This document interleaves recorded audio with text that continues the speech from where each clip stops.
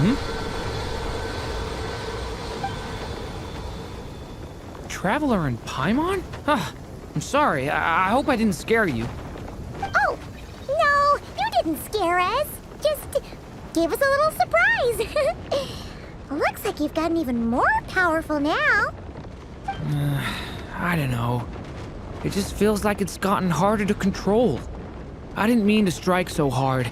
I'm so relieved you didn't get hurt. It's all good. We've had worse. No, don't worry about that. It's been very stable ever since I got this body. Albedo made sure of that. What you saw just now is something that only started happening recently. Maybe I'm still acclimating or something. I'm sure it'll clear up over time. Anyway, what brings you here? Did you need something? Well... The day that the writer and the watcher crossed paths was the day that the magic known as storytelling was born. So, she asked us to come. Miss Alice? Oh, you too? I guess I really do need to work on my impression. Well, never mind that. It's been too long, Mini Durin. And please, that's Aunt Alice to you. I have brought you and the Traveler together here for a very important purpose. It has to do with your mom. My mom? Indeed, fairy tale author extraordinaire, Anya Marie Andersdottir. See, I knew this would be right up your alley. Now then, if you'll open the book, I will begin narrating.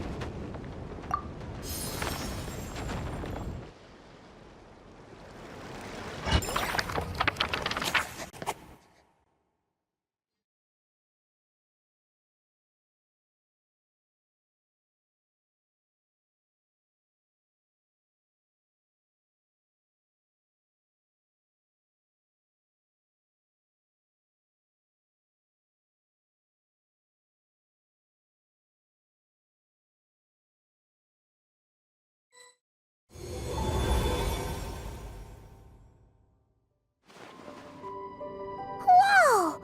What is this place? It reminds Paimon of Simulanka. The two are indeed similar. Both worlds were built using the same magic, after all.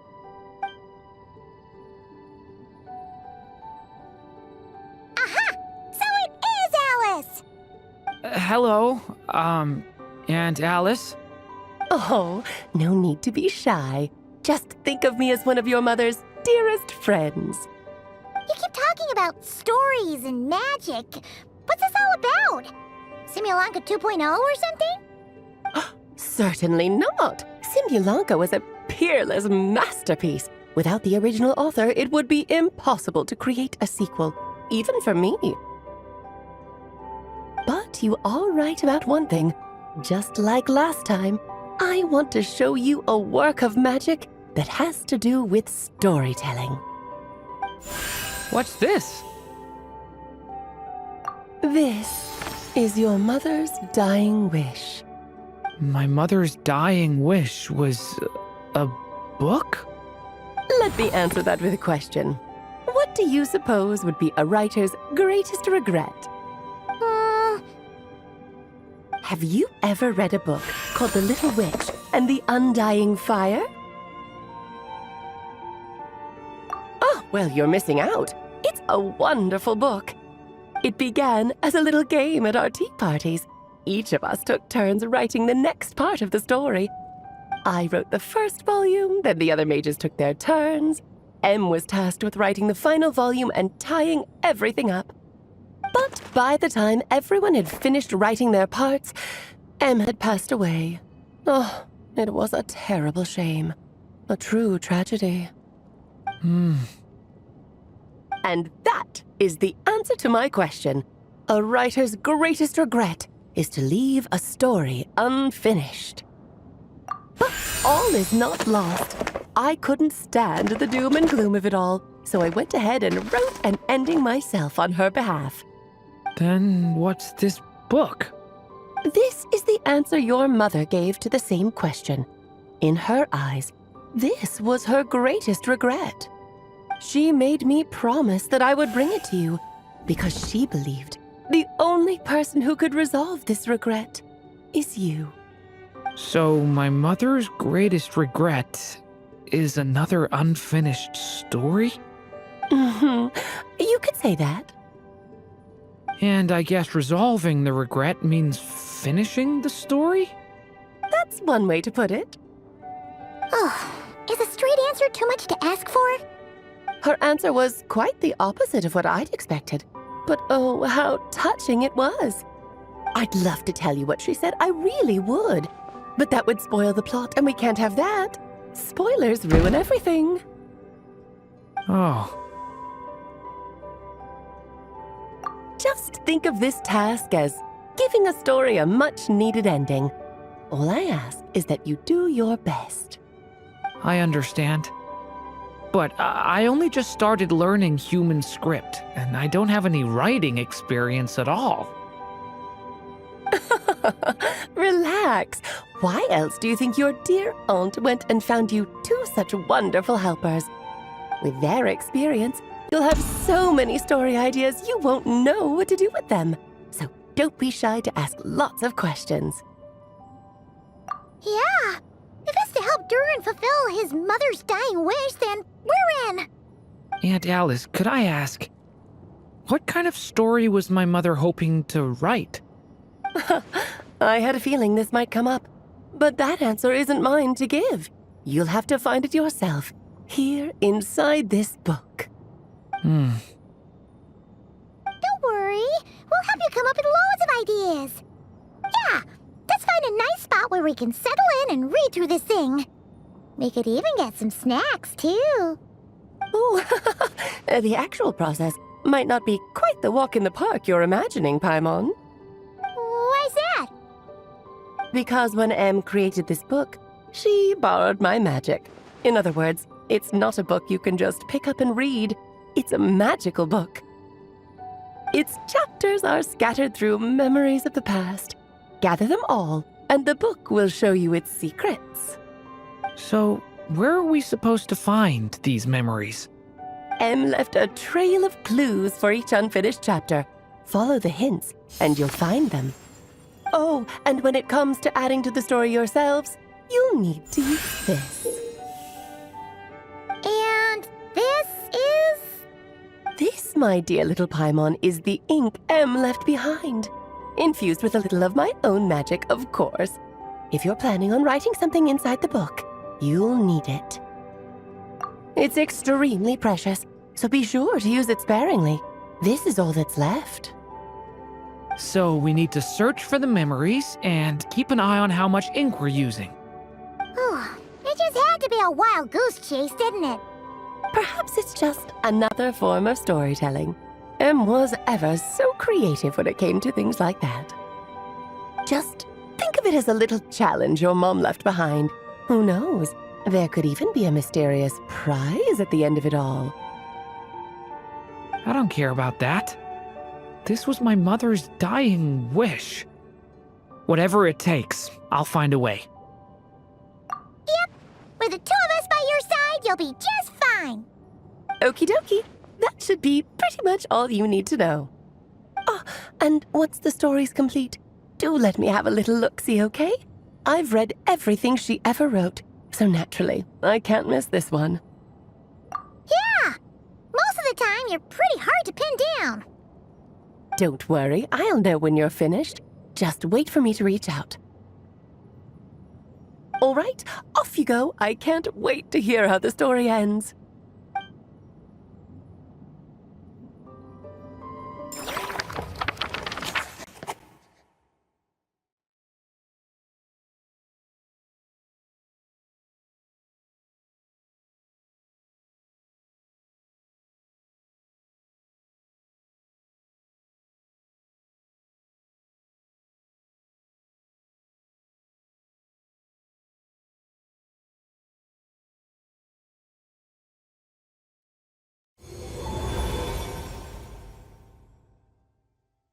Oh, here we are again.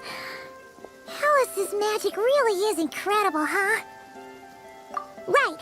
Alice mentioned we should be on the lookout for clues. Huh? A corner of repose for countless tales, watched over by the honor of knights. A place for stories to sleep, perchance to dream of ancient cities and the epics of ages past. There, a witch once spent a sleepless night, and all to bring forth a story yet untold. Find the place I speak of, for it is where the seeds of this story lie. Was that a riddle? Where do you think this mysterious place could be? Hey, you might actually be onto something. Guess that means we need to head back to Mondstadt? I had a feeling that's where we would be headed. After all, it's where my mother was from, and I bet it's where she wrote this story, too. Yeah, that makes sense. Still, I feel bad about dragging the two of you along on such a long journey. Don't worry about it. We don't really have much going on right now, so we're all yours. Come on, let's go!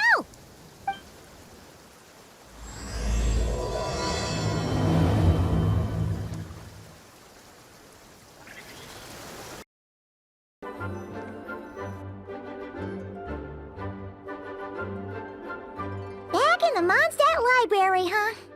Talk about a trip down memory lane. So, we're supposed to find the seeds of the story, right? What do you think that means? Well, we're in a library, so it's gotta be books, right? But seriously, there's so many here. How are we supposed to know which ones we need? Making a racket in a library? You should know better than that. Lisa! Oh, sorry about that. Now, who do we have here? Ah, my golden-haired cutie. And my little horn cutie, too. Sorry, Miss Lisa. I know you taught me to be quiet in the library, but Paimon was just trying to help. Please don't be too hard on her. Well, it has been far too long since we saw each other, so I suppose I can let it slide just this once. Back when he first arrived here, poor Jean wasn't sure what to do with him, so I stepped in to lend a hand. I figured, if I can handle a boy raised by wolves, then teaching one who's part dragon should be a walk in the park. Nice! Sounds like Durin was welcomed with open arms. Why, of course. Now, let's save the reminiscing for another time. I'm sure you're here for a reason. Did you need to borrow some books? It's kind of hard to explain. Maybe you could take a look at this. Oh?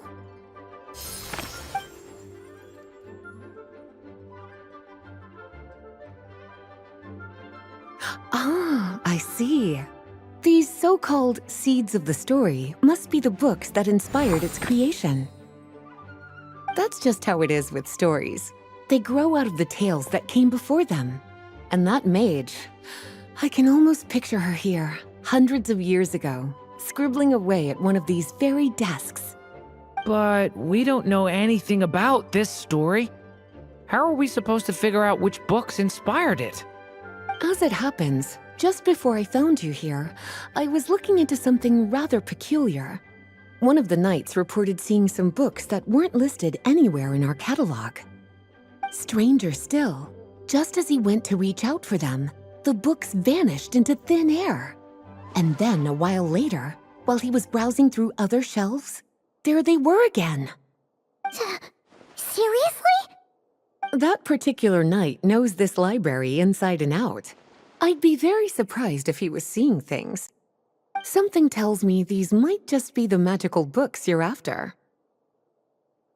According to the report, there are 3 of these books in total.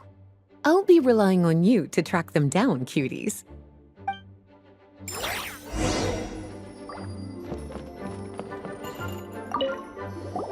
Oh, wait! Did Klee write this one? Should this even be here? We better show it to Lisa.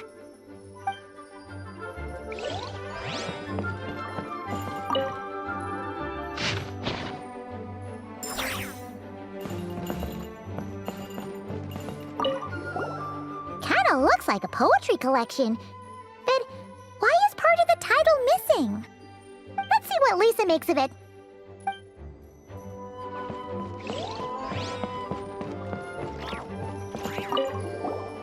Second strongest spell in existence. Do not show Klee. Wait, there's actually a book like that right here in the Mondstadt library? That title's just gonna make people even more curious. Huh. There's definitely something fishy about this one.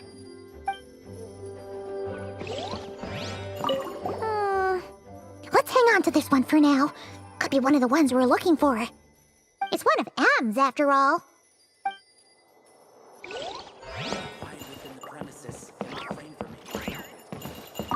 An experiment log. Looks like part of the title's been erased. There's something seriously suspicious about this book.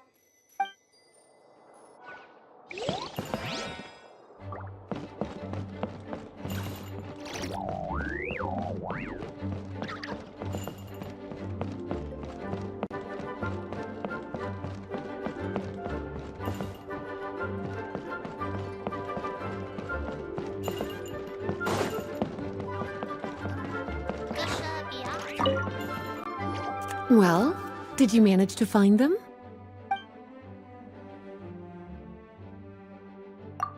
Huh.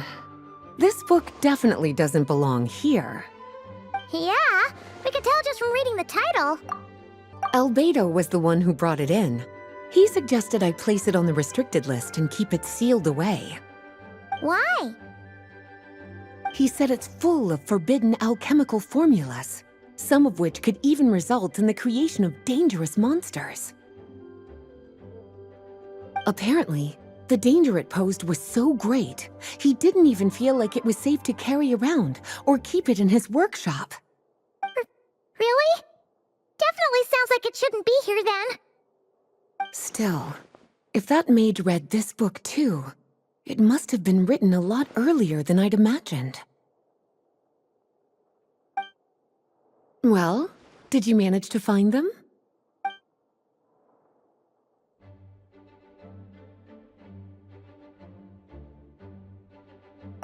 Truly extraordinary, and certainly not the kind of thing that should be just lying around. In fact, Miss Alice gave strict instructions about it. So, it's some kind of book of spells? Paimon's guessing magic this powerful should be kept a secret. It's true. This book does contain one of Miss Alice's spells. But honestly, virtually no one could actually pull it off, even if they tried. The only reason it's even meant to be in the restricted section is because we can't let Klee get her hands on it. After Klee was born, Miss Alice advised us to seal it away. She even added that little subtitle herself. So, it's to keep it away from Klee, huh? Does that mean she could use it to cause even more mayhem than she already does with Jumpy Dumpty? No, that's not it. As Miss Alice herself put it, letting Klee see it too early would spoil the surprise. Well, did you manage to find them? Yes, this is a restricted book, all right. It certainly isn't supposed to be here. Huh. But it looks like a regular poetry collection.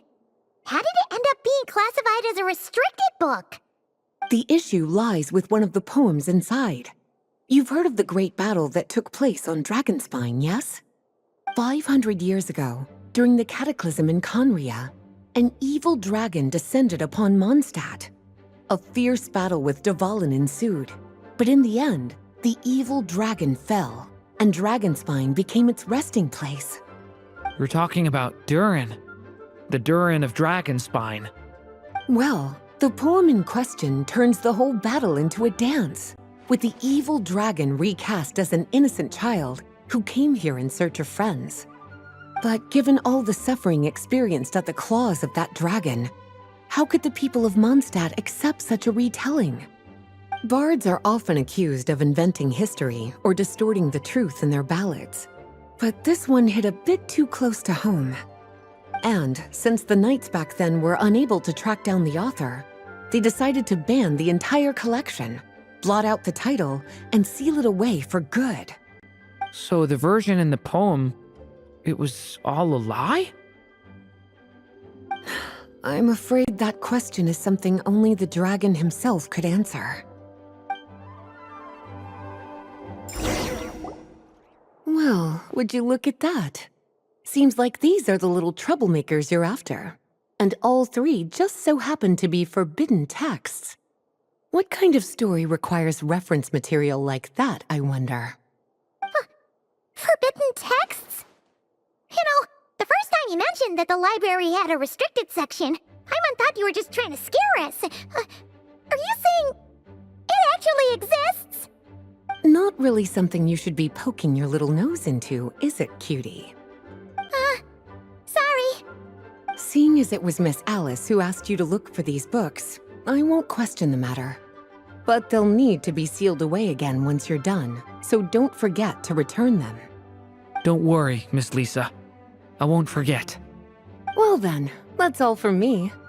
After all that hard work, I think I've earned myself a nice cup of tea. All right, we've gathered all the reference books. What's next?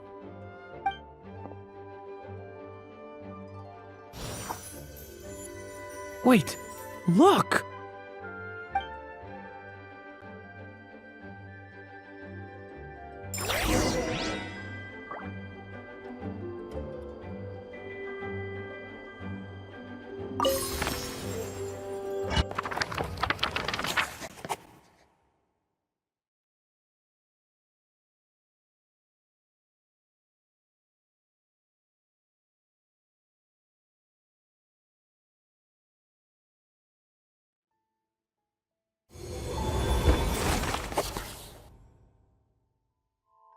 Long, long ago, an evil dragon descended upon the human world, bringing terrible calamity in its wake. Bravely did the people resist, until at last, the dragon lay slain. Later, a witch with a love for stories came upon the tale of the evil dragon, and for reasons she could not explain, felt a pang of sorrow on its behalf. For she knew, despite its body being born of wicked alchemy, all along, the dragon's soul was that of an innocent child. Right up to the moment of its death, it had no choice in becoming a vessel of calamity, nor could it fathom the cruel fate that lay before it. Though the witch had a love of stories, she was not pleased with how this one ended. No, that won't do, she thought. I'll write you a better ending instead.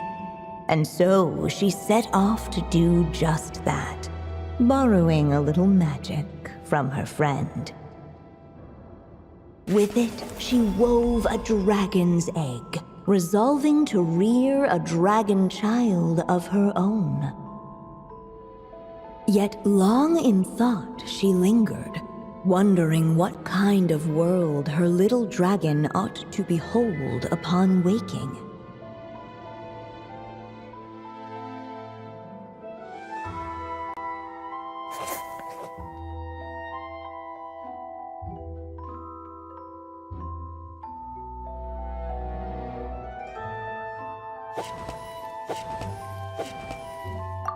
At last, she made her mind up, adorning the cradle with a trace of palatial splendor. Then, she quietly waited for the egg to hatch.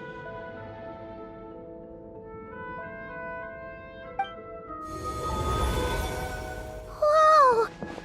We're actually inside the story! This must be Aunt Alice's magic. Yeah. A story about me? Why don't we just see where the story takes us? All we know is the beginning at this point. Okay. And now a golden-haired traveler, a silvery sprite, and a dragonborn youth step onto the stage. What new chapter will their arrival bring? Whoa! That came out of nowhere! Was that the same voice we heard just now? Yeah. But why does it sound so familiar? I've missed this. It's just like the stories my mother used to tell me. You mean... Em? She used to tell you stories? Yeah, she loved it. Back when she was still alive. Sorry, we should focus on what we're here to do. So, now that we're in the story, what's next? The dragon youth wondered aloud. Yet all he could do was wait for the story to unfold. Of course, there's something to be said for helping it along. Perhaps a little exploration could prove fruitful. Oh! Is that a hint? Yeah, I agree.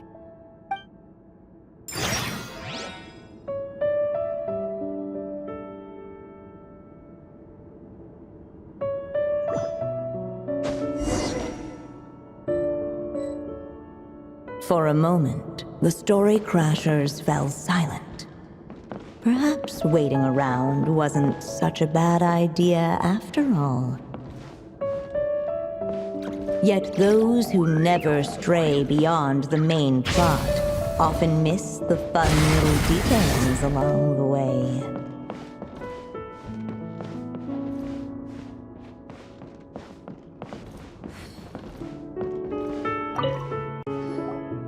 This must be the dragon egg, right? Looks like it's gonna hatch any moment now. So we've got a dragon egg about to hatch, a witch who loves stories, and that evil dragon we heard about at the beginning. Yep, it all adds up. This is my story, isn't it? Okay, so how are we supposed to help the story along? It feels like all we can do right now is wait. Apparently, it hadn't dawned on the group to look for a way to help the egg hatch faster. Oh, right! We're at the point in the story where we're waiting for the baby dragon to hatch, so that has to happen before the story can continue. With the flames at his command, perhaps the dragon youth might be able to provide the egg with sufficient warmth. What? You want us to roast the dragon egg? The silvery sprite's surprise betrayed her lack of reading. For in countless tales, it is told that only by fire's embrace will a dragon's egg hatch swiftly. You kinda have a point there. Okay, I'll see what I can do.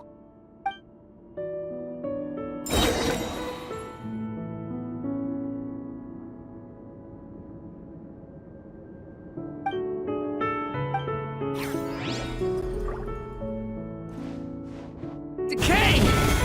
New life! Let every unborn life be welcomed with tender anticipation, and may that warmth stay with it for a lifetime.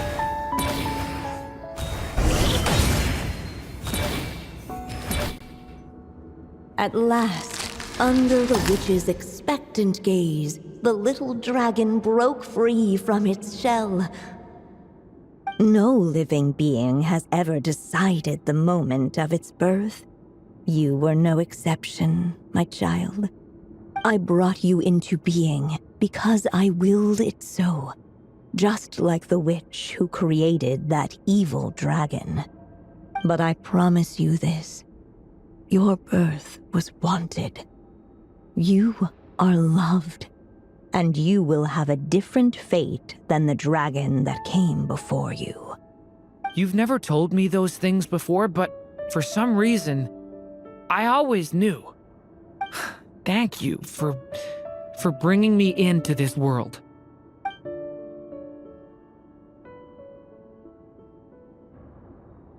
The waiting witch did not feel lonely, for she had 3 visitors by her side. Together, they beheld the hatchling's first breath of life. Holding her dragon child close, the witch promised him a life unlike that of the evil dragon. And so, nestled in his mother's warm embrace, did the little dragon's story begin.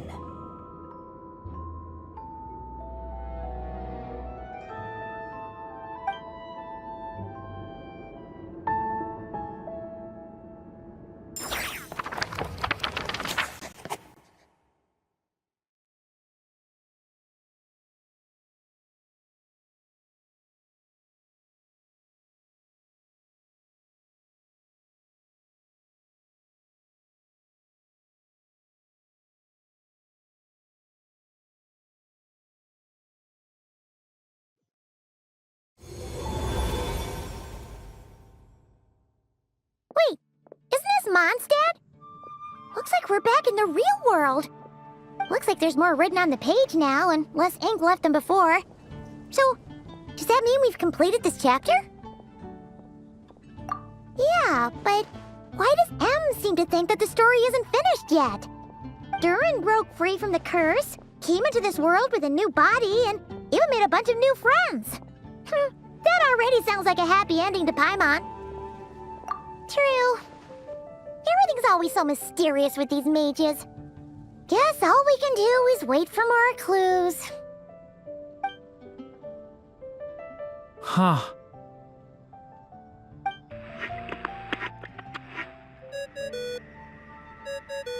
Is this thing on? All right, that should do it. Hey! That's Alice's voice! Hello there, children. If you're hearing this, you've stumbled upon the little recording I left for you. I thought you could use a few hints about how the book works. By now, I'm guessing you've already begun to leave your mark on the story. You should know, however, that the book needs time to absorb the ink, so the next chapter's clues won't show up right away. Wait, so even magic ink needs time to dry? The good news is, you can return to any chapter you've already completed and continue to explore the mystical, magical storybook world you helped create. Have fun, dearies. Toodles! Oh, man! Paimon was so ready to knock this out in one go! Maybe it's for the best. Sooner or later, we'll end up being whisked off to another world again, and if that happens, who knows when we'll be able to come back. So it might be good to take a break while we can. A break. Yeah! Paimon has a sudden craving for the Good Hunter's sticky honey roast. And we happen to be in Mondstadt, so... So let's meet up here later. I need to find Miss Lisa to return those books anyway. Hey, Durin! Any more clues for us? We're all set for the next chapter. Yeah, I was just about to come find you. Let's see what it says. Now sprout to life the story's seeds, stirred by wind-born melodies. Then on that breeze the music leaves, fading into distant memories. Seek the place where wind and tale entwine, and once there, make 3 riddles into verse, and 3 melodies into song.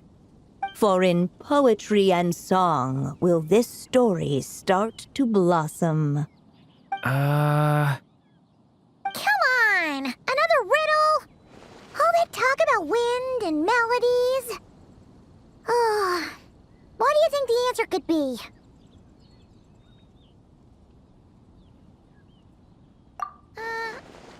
Oh! Care to elaborate? Wind, music, poetry. Tone-deaf bards gotta know the answer. You mean Lord Barbados?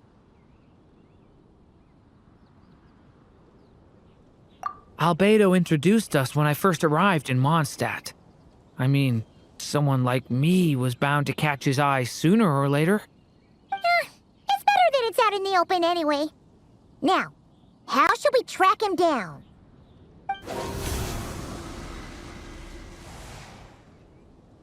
I'm pretty sure he's already caught wind of what's going on here.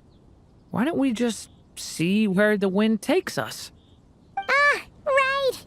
He definitely makes it easy to forget he's a real god sometimes. Traveler, Paimon! What a sight for sore eyes! Ah, and the little dragon from the fairy tale world. I heard your voices calling out to me on the wind. Something about needing help with a riddle? Sorry to disturb you, Lord Barbados. Disturb me? Not at all! To tell you the truth, I'm just as curious about this riddle as you are. Let me take a look. What is it? Did you figure out the answer? 3 riddles and 3 melodies. That sure takes me back. The answer you seek lies hidden in memory. Looks like running to Tone Deaf Bard was the right call after all. Long ago, those mages came to Mondstadt, seeking to test their strength against mine. But I replied, let us make music, not war, and resolve our conflicts through song. So I strummed my lyre and sang them this verse. O wind, welcome now, my guests. Pass through verdant leaves unseen, where shape your formless self may take, and offer up a graceful scene, a fleeting gift for welcome's sake. Leap at the edge of a sea of clouds, where land meets sky and sky meets ground. There frighten off the noisy crowds and bring my guests a calm profound. Fly beneath the stars up high, where mortal noise is swept aside, that my dear guests with starry eyes may share the dreams they hold inside. Now go to where I vowed to keep a quiet spot for them to sleep. No clash, no contest bars the way, just tea and mirth to fill the day. There you have it, the 3 melodies. As for the answers to those 3 riddles, I trust you can guess them by now. The woods, the edge of a cliff, and the sky?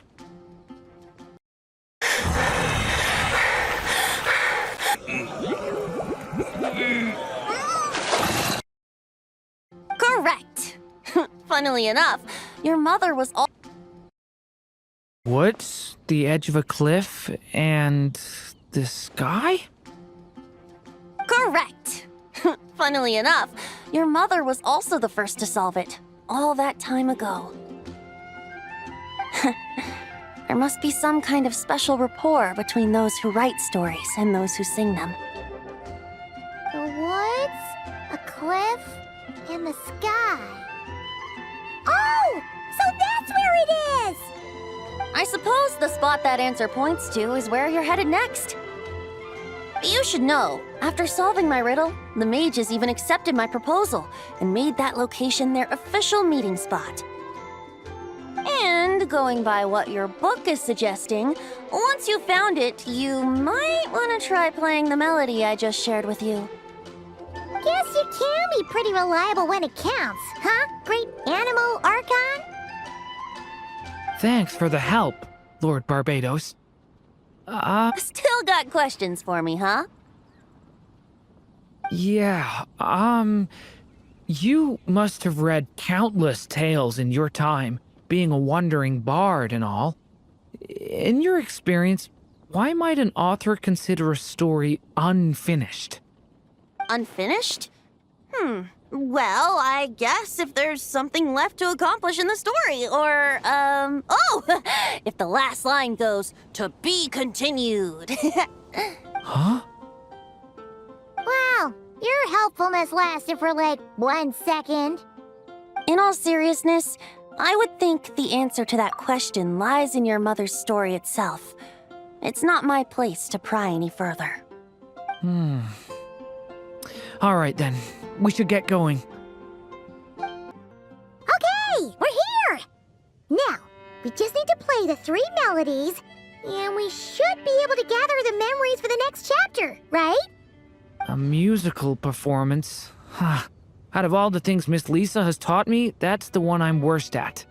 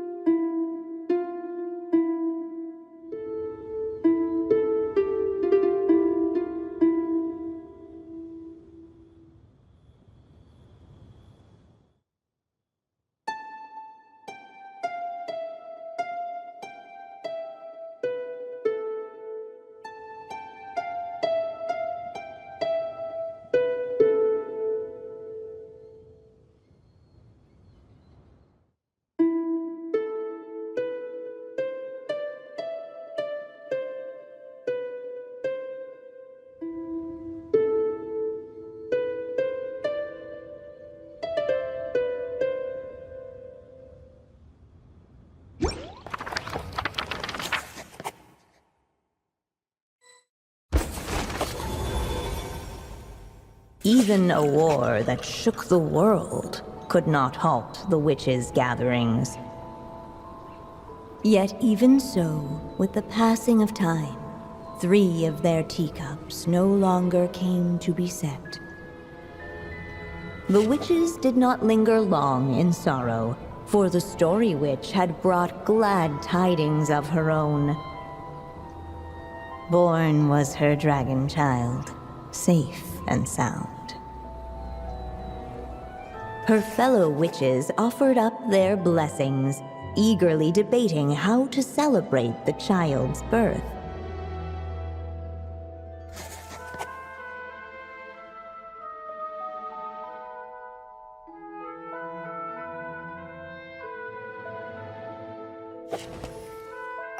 In the end, they settled on the most vibrant balloons they could find. After all, what could be more joyous than the arrival of new life? And so, the witches' gathering turned into a birthday celebration.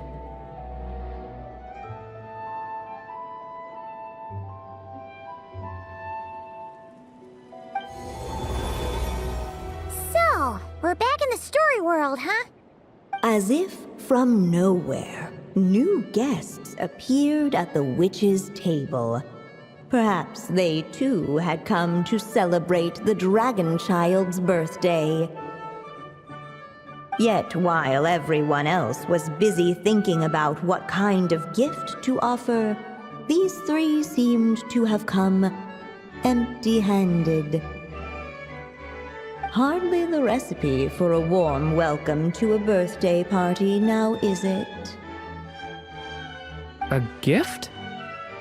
Hey, what's this all about? We only just found out this was a party! While the guests voiced their complaints and grievances, perhaps they should have been wondering what kind of gift to give instead. So, we need to bring a gift to advance the story? Ugh! But where are we supposed to get something like that? Perhaps it would be a good idea to have a look around. Why didn't you just say so?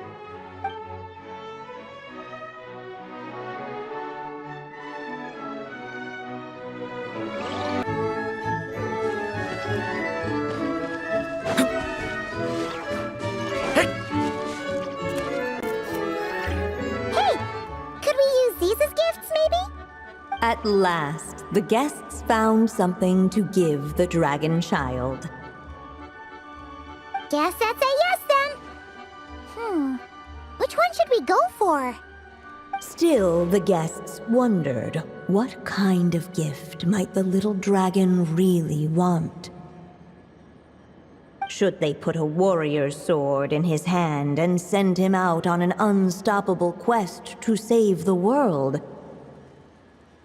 Or perhaps a wandering hero's slingshot and the promise of a life of endless, uncharted adventure.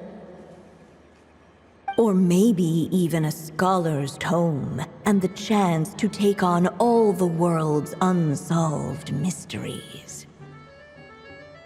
Okay. Wow. That's a lot of pressure all of a sudden. Oh yeah! Technically, we're actually picking a gift for you. So, which one would you prefer? You want me to choose? Wow, this feels kinda special. How come? For as long as I can remember, I've spent most of my time living in the stories my mother created.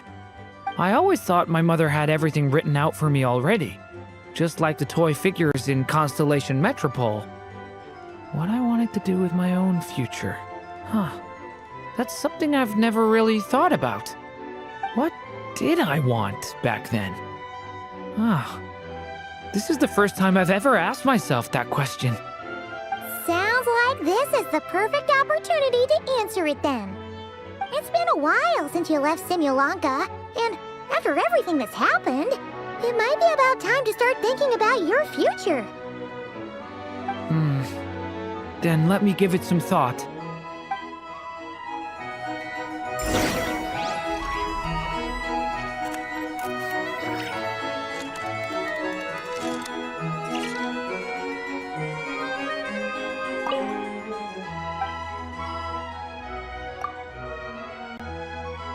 In the end, the guests settled on the warrior's sword.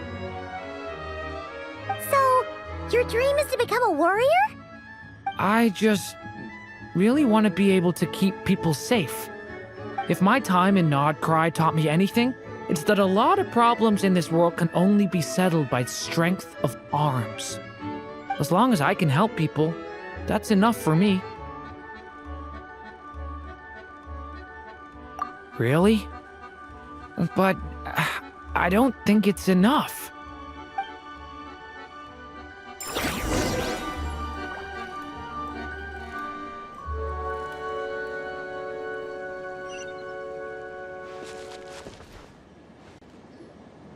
Alright. They should let us in now that we've got a gift, right? Hello there. Brought a gift this time? The newly arrived guest presented his gift, wishing the little dragon a future as an indomitable warrior. Accepting the guest's blessing, the Story Witch invited him and his friends to take their place around the table.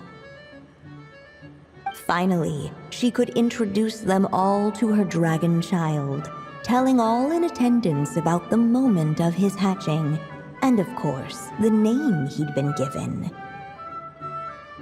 It was then that the Seer Witch, diviner of the stars, withdrew her gaze from the heavens and turned a sorrowful glance upon the little dragon. You gave him the same name as that evil dragon? That's right. But the life I intend for him shall be very different. What folly to love so blindly. For as you must know, a name is the mirror of destiny itself. He who bears an evil dragon's name must also inherit the fate of its previous owner. His fate has been foretold. Then I'll rewrite it. The witches at the table fell silent, for they knew the Seer Witch's words had never once proven wrong.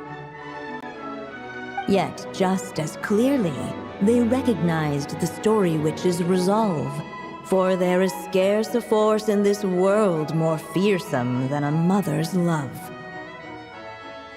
At last, the Merry Witch stepped forward, dispelling the uneasy silence.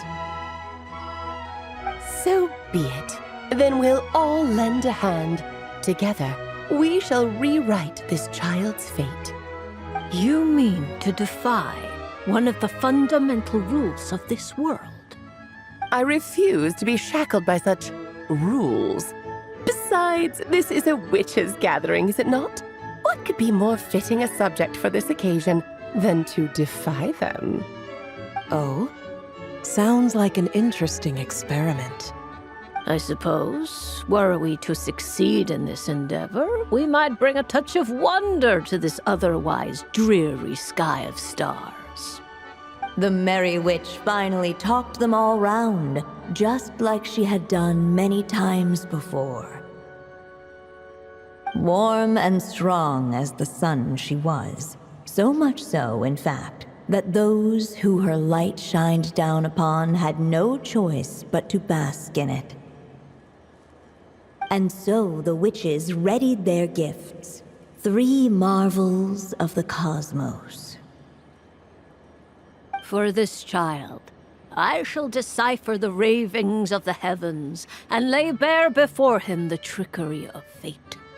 For this child, I shall leave a formula powerful enough to unravel the very origins of this world, that he may seek another solution for the conundrum of his life. For this child, I shall call upon wondrous magic to make possible his impossible wish.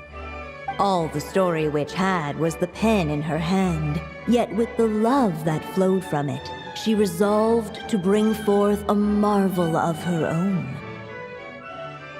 For this child, I shall leave behind the last story I will ever write, and with it, a path to an ending yet untold. With the witch's blessings given and received, the little dragon's fate at last began to turn. In the midst of the dragon child's birthday celebration, the seer witch proclaimed her prophecy. The child had been given the evil dragon's name, and with it, the burden of its fate. But hearing this, the Story Witch vowed to rewrite it all, for such was her love and resolve. And so the other witches offered their gifts in turn, marvels as rare as any in the cosmos.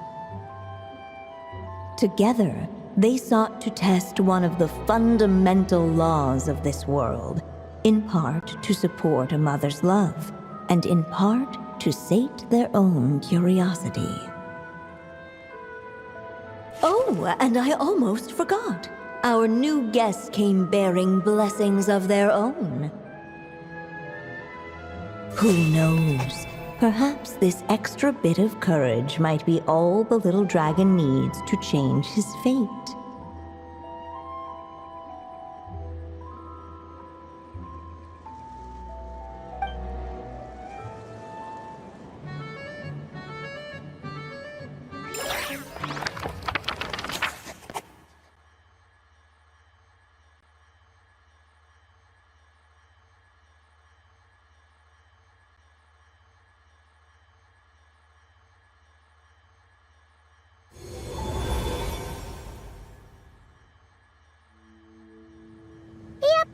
Looks like we've completed this chapter, too.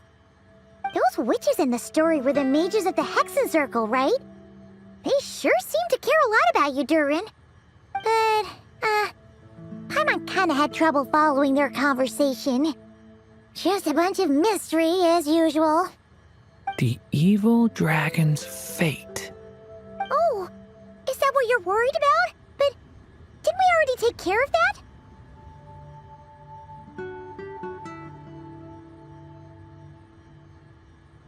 Ah, the mages must have had a hand in that, too.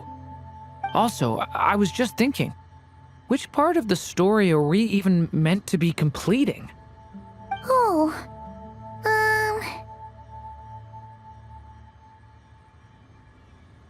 It feels less like we're filling in the gaps and more like we're adding something new altogether. But we use the ink, right? And the book hasn't given us any more clues, so that must mean our task is complete. At least for now. Yeah, I guess we're doing something right.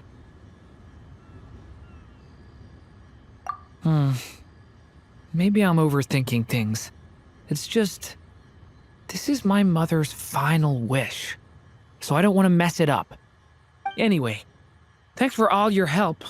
I'll let you know as soon as the book reveals a hint about the next chapter. Okay then. See you in the next chapter. Some say the god of fate calls the outcome of every dice roll before it's even made.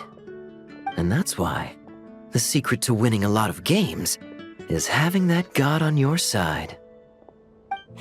Your luck is amazing, Kaya. Your turn. Give it another shot. Fear not, O Crimson Dragonborn, for I, the Princess of Ertalang, have bestowed upon you the benediction of the midnight hour, and with it you shall surely smite this usurper. Mein Fräulein means to say she's rooting for you in secret. Oh, and that you must, at all cost, defeat the one who snatched her limited edition card back.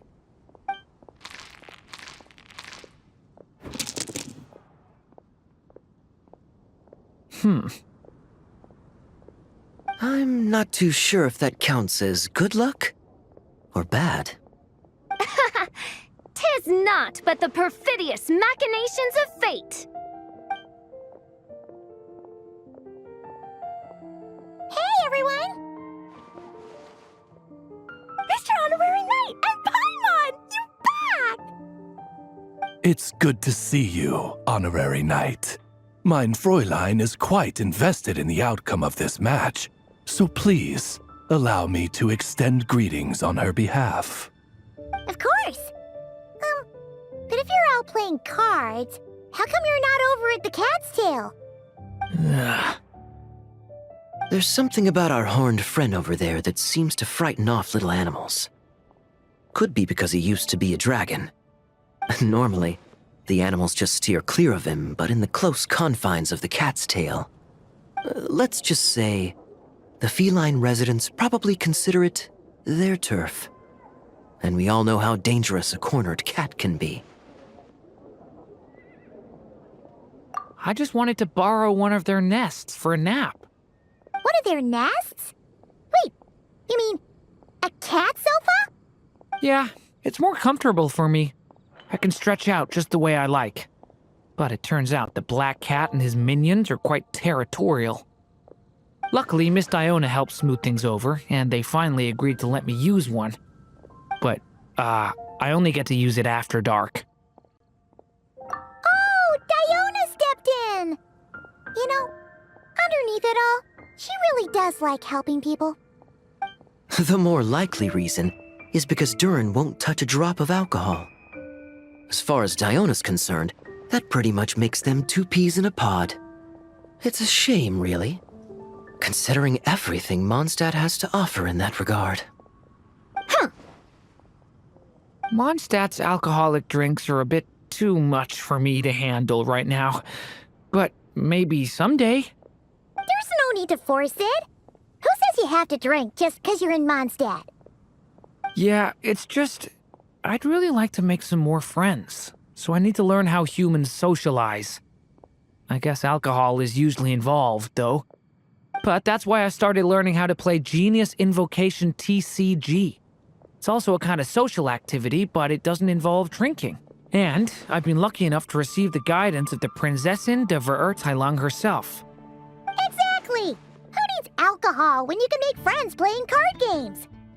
Speaking of which, need any tips from the master over here? You'll wipe the floor with that opponent of yours. Paimon guarantees it. Unfortunately, with the luck he's having, not even that legendary card master from Sumeru could turn things around at this point. Yeah, that last roll wasn't great. But who knows? Maybe you'll have better luck next time? He keeps getting the exact same roll over and over. This is the third time already. If there really is a god of fate, they could have cut this kid a bit of slack. Like, I don't know, make it possible for him to roll at least one other side of the dice? I think I've lost.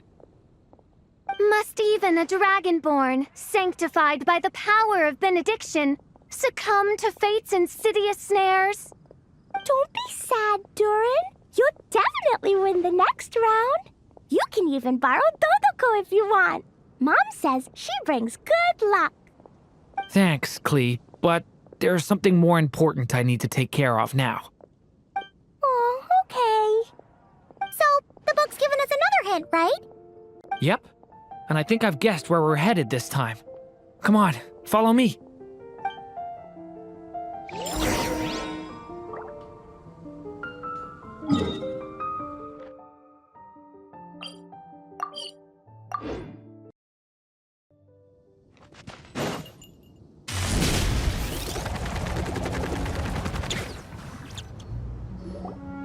In what sort of castle might a storybook dragon dwell? The witch turned to a mighty dragon born upon the wind to seek her answer.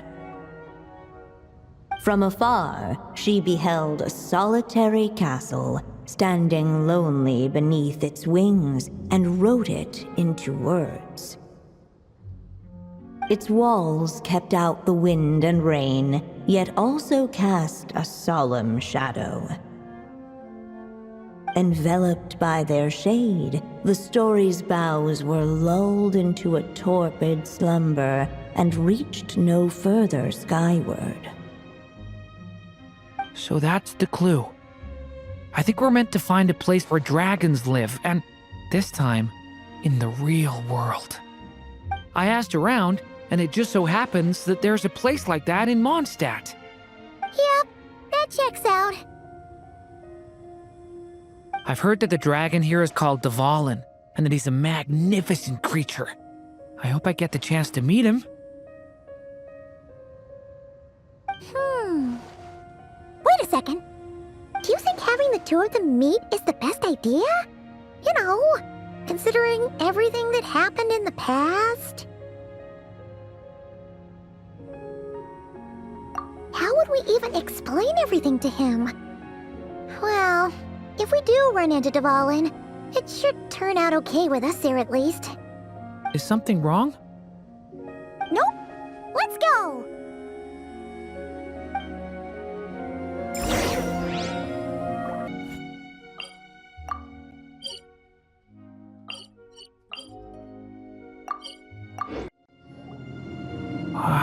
So, this is where Dvalin lives? Yeah, right into the middle of a raging storm.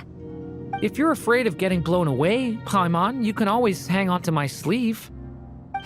This isn't Paimon's first rodeo. Come on, let's get going!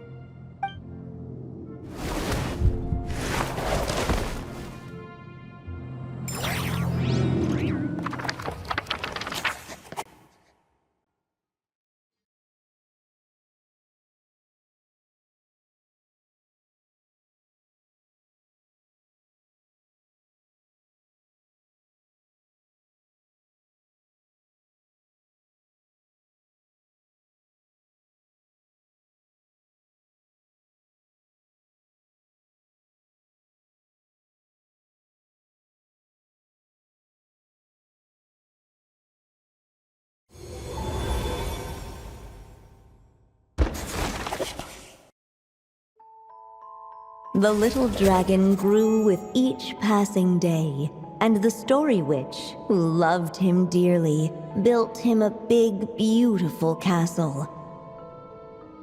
Yet in the end, she herself succumbed to time's merciless march, setting forth on a journey to a place beyond even the stars. All of a sudden, the little dragon found himself alone. He tried leaving the castle to make some new friends. But already he had grown the claws and scales of an evil dragon, just as the prophecy had foretold. Afraid he might hurt someone, the gentle little dragon hid within the castle his mother had built, and came forth no more.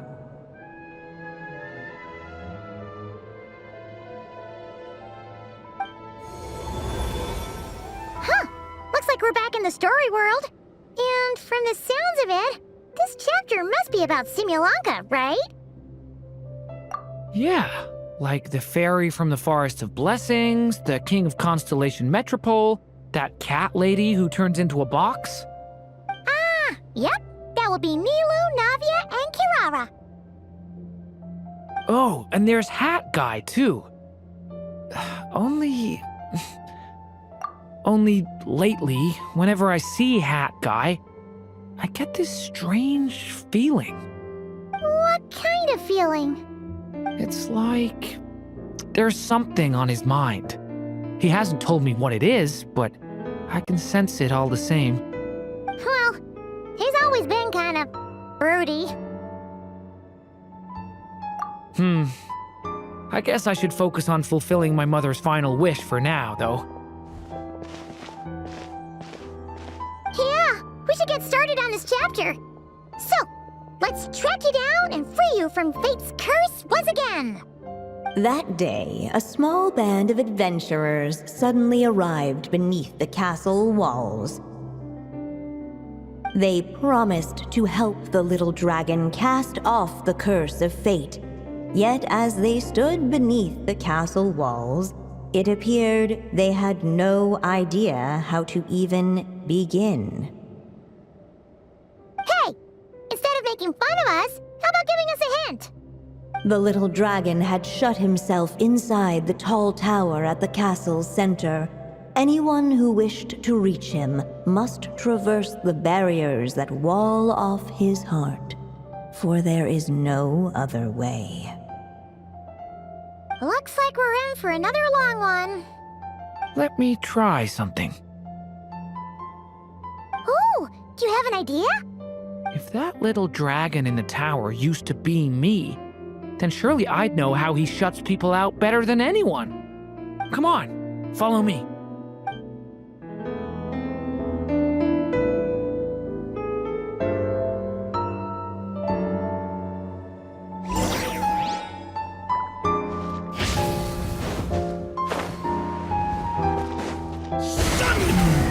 That telescope. I've seen magical tools like that before. It should come in handy.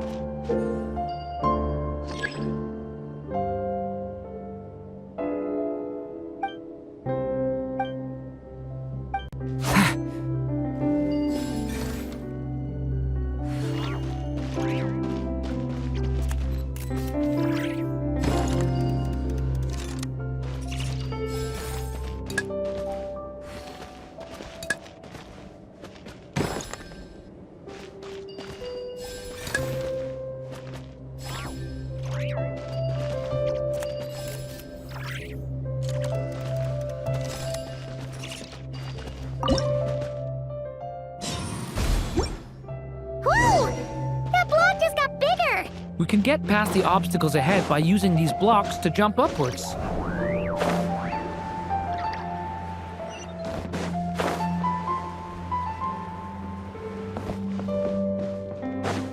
Hey!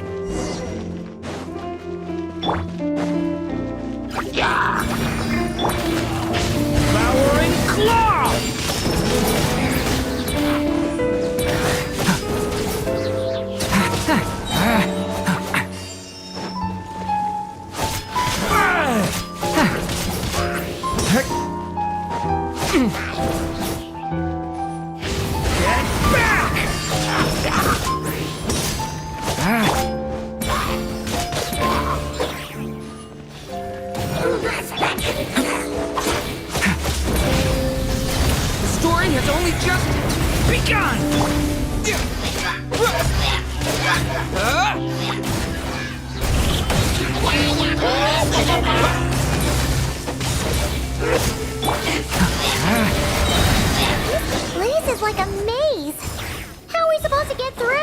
We'll just have to check each spot.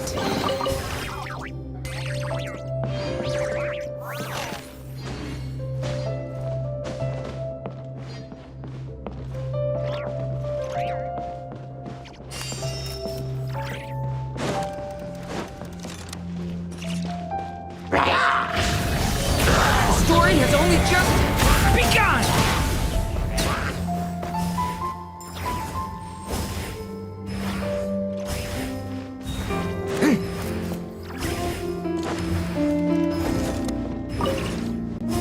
should be able to use this block somewhere.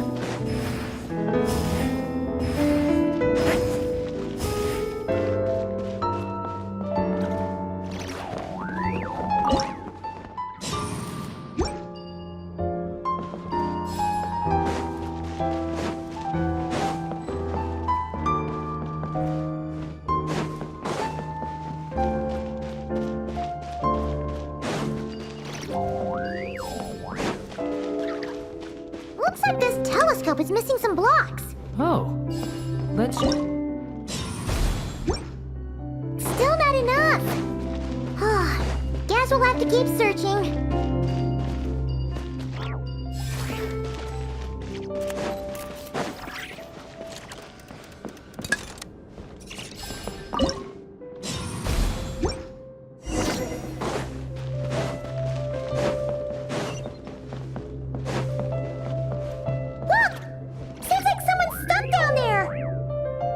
Should they continue towards the tower, or plunge into the shadows to rescue those in need?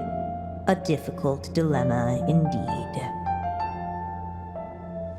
The path to the tower is up ahead. We better stick with Durin.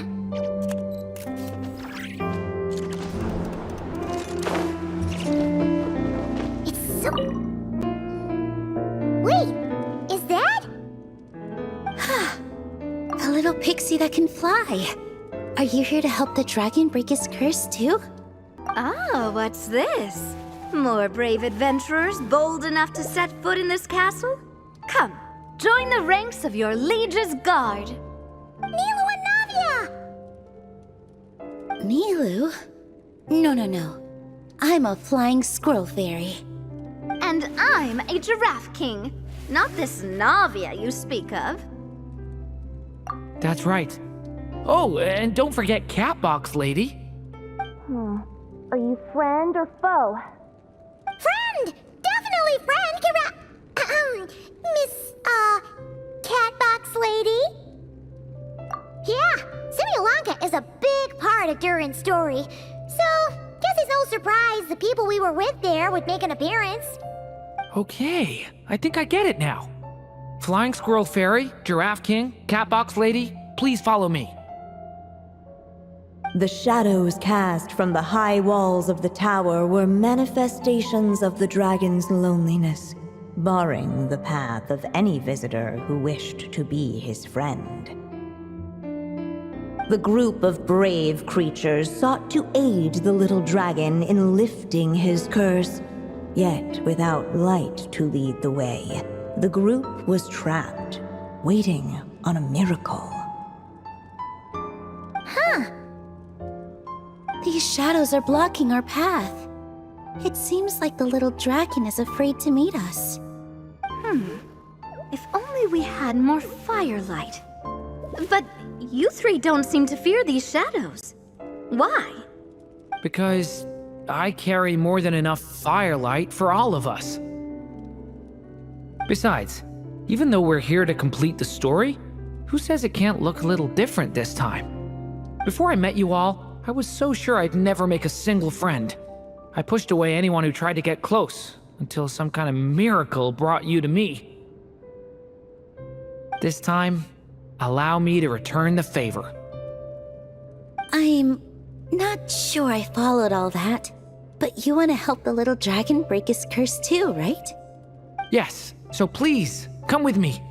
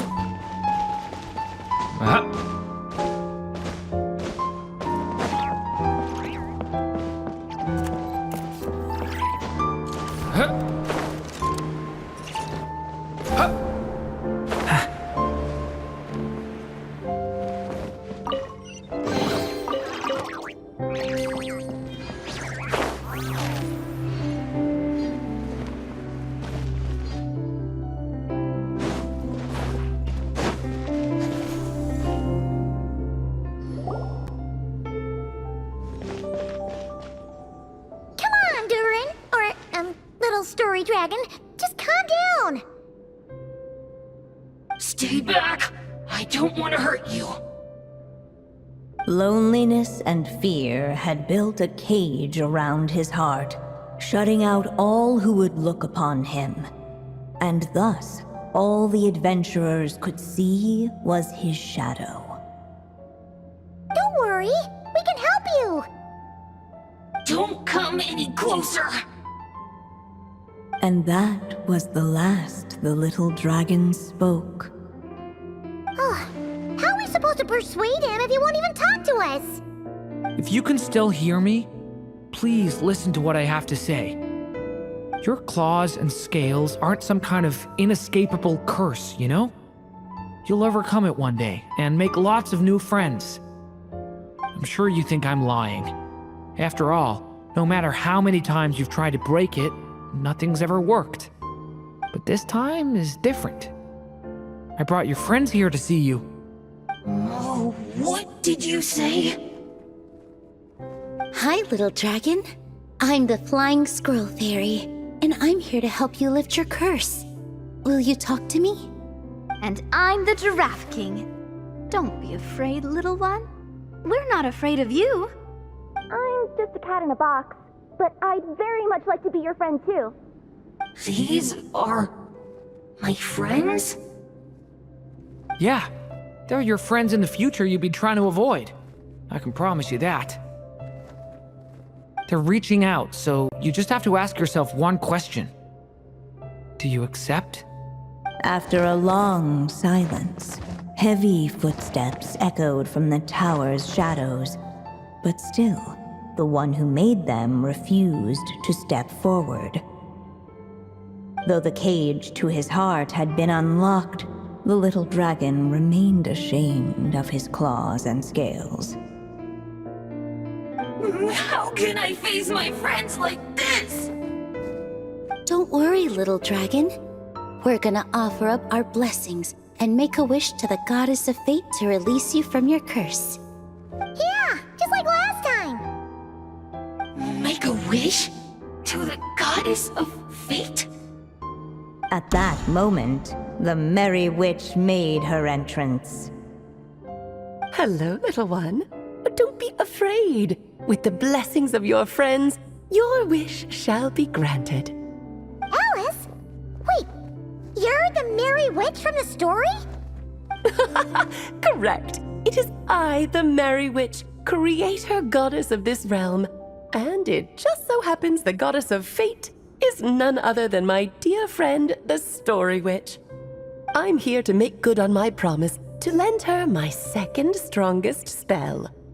With this spell, she'll have the power to create an entire world.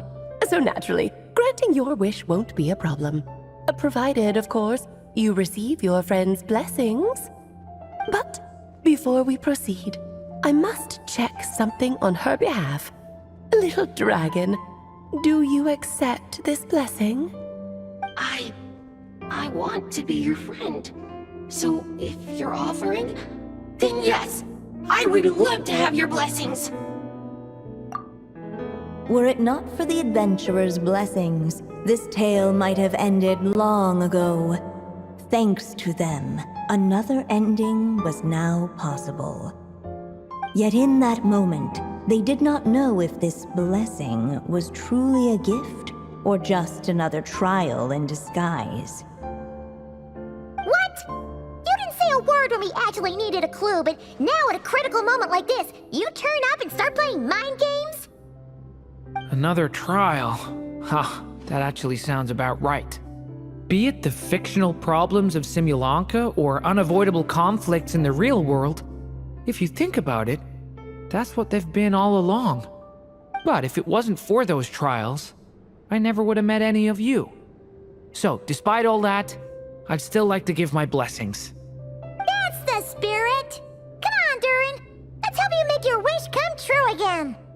On behalf of both my past and present selves, thank you, my friends. Fortunately, a brave band of adventurers heard tell of the little dragon's story. Determined to lift his curse, they fought their way through countless trials.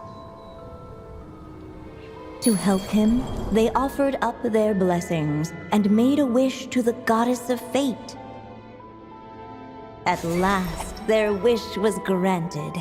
Shaking off his scales, the little dragon stepped out of the tower's gloom. But his time in the world beyond the castle would soon teach him this gift would bring blessings and trials of its own.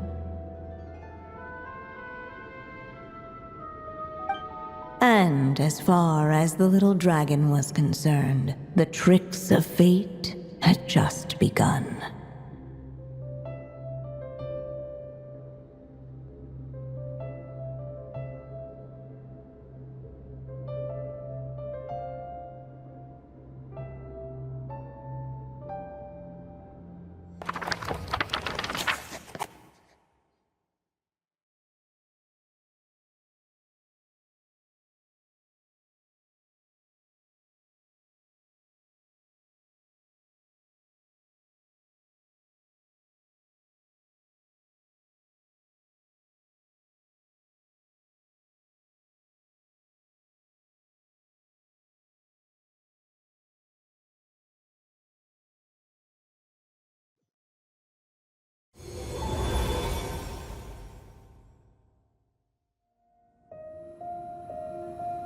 So, Durin's wish came true, just like it did before. If this story was written by my mother, then surely that was the last chapter we just completed. Oh yeah! So, in other words, we finished it. Looks like that's a wrap on Alice's task, and there's even some ink to spare. Guess we'll have to wait for her to make contact, like she said. So, my mother's final story has finally come to a close. Sounds like you're a little sad to see it end. Back when I was still living in Simulanka, I was always under the illusion that my mother had never truly left. Every day I spent immersed in that world. It felt like she was right there by my side, still reading me bedtime stories. But now... Durin. That's right! And you've got so many other friends waiting for you back in Mondstadt! Yeah. Speaking of which, after all that flying around, Paimon's starting to feel hungry again. So, why don't we head back to Mondstadt? Perfect excuse for a big meal with the rest of the gang. Now that you've fulfilled your mom's final wish, a little celebration seems in order, right? It's just a pity we never got to see that big, beautiful dragon. You were really looking forward to meeting him, huh? He might not be here all the time, but Paimon's sure you'll get a chance at some point. All right, no worries. Anyway, since this feast is to celebrate me fulfilling my mother's final wish, I guess it should be my little treat. Pretty sure that's how humans do it, right? Nuh-uh. This one's on the Traveler and Paimon. Celebrating each other's achievements is what friends are for. Honestly, when it comes to who treats who, human rules are so complicated. See? He wants to be friends with you too. But the moment hasn't come. At least not yet. In any case, the story should have a better ending this time, don't you think?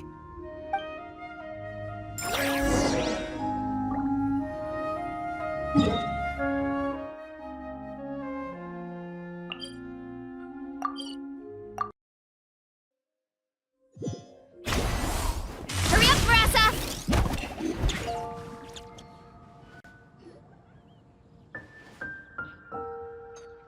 Whew. Feels like we were gone for ages. Hopefully, everyone's still here. So, your adventure was a success, huh? Want to grab a drink to celebrate? Absolutely not. No booze allowed. Mr. Honorary Knight, Durin, I want to hear all about your big adventure.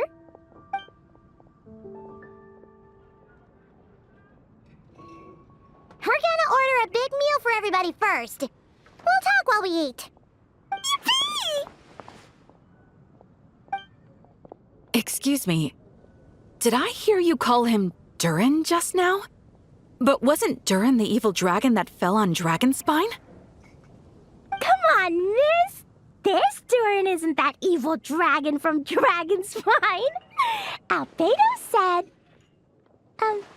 well, it was kinda confusing. But anyway, it's super cool! Oh, is this your first time meeting him, Marjorie? No wonder you're getting him confused. Still, even if you hadn't met him yet, shouldn't you have heard about him at the very least? At this point, pretty much the whole city has.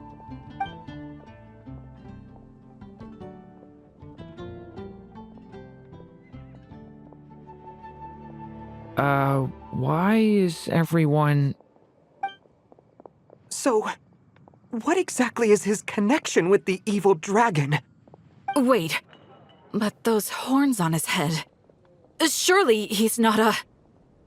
Did everyone just forget about Durin? No, that can't be.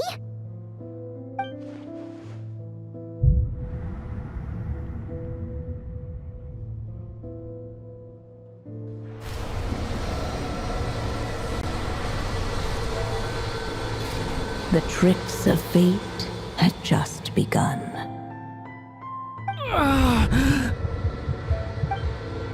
Watch out!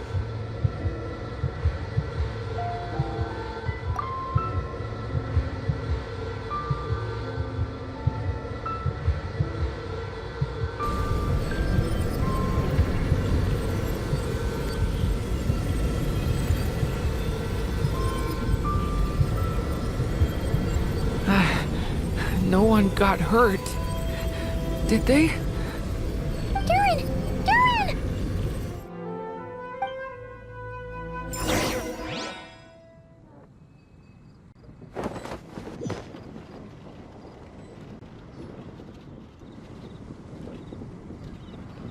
I just had Barbara check him over.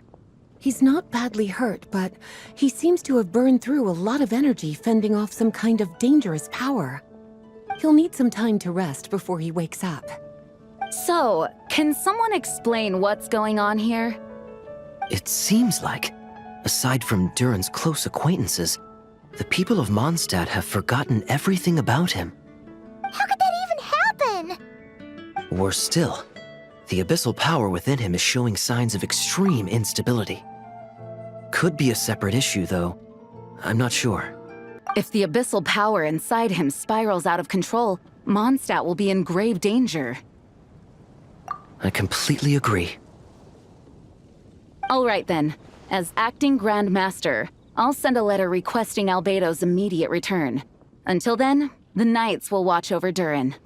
That's pretty much all we can do right now. Also, allow me to look after this book for now. If you need to consult it, just drop by my office. Do you think the book might have something to do with what's happening? It's just weird that Alice still hasn't contacted us. Maybe we should head back inside the book and take another look. Jean! Hello, you two. I'm glad you got my letter. Durin's awake and waiting on the bench over there. I'm here if you need help. Just give me a shout. Don't worry about us. We'll be fine. Oh, hey, you two.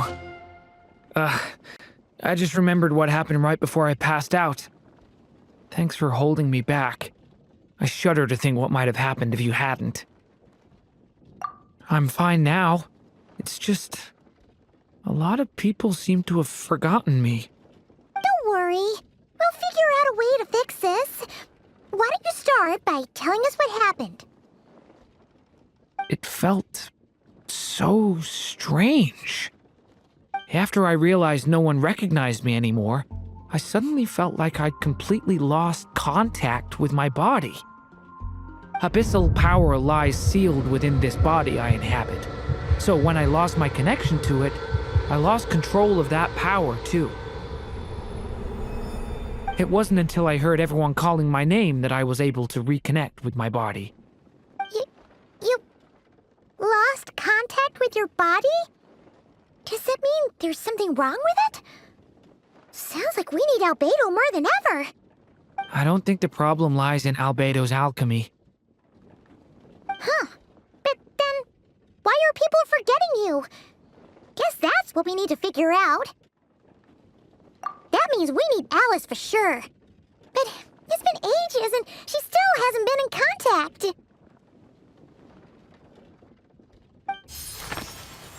Now would be a really good time for a hint. How could the story's budding branches even hope to reach beyond the towering walls? Leaving the castle, the witch went off in search of the tallest, grandest tree in the whole world. High up in the canopy of that tree, she sought a resting place, a refuge where the little sapling might take root. Go to that place, for it was there that the sapling felt its first breath of wind. Huh? Was that another clue? Does that mean the story isn't over yet? Leaving the castle. It just occurred to me. If this story is all about my own experiences, then wouldn't what happened after I left Simulanka be part of it too? But how could she possibly know exactly what would happen? And even if she did, how could we know when the story was complete? Yeah.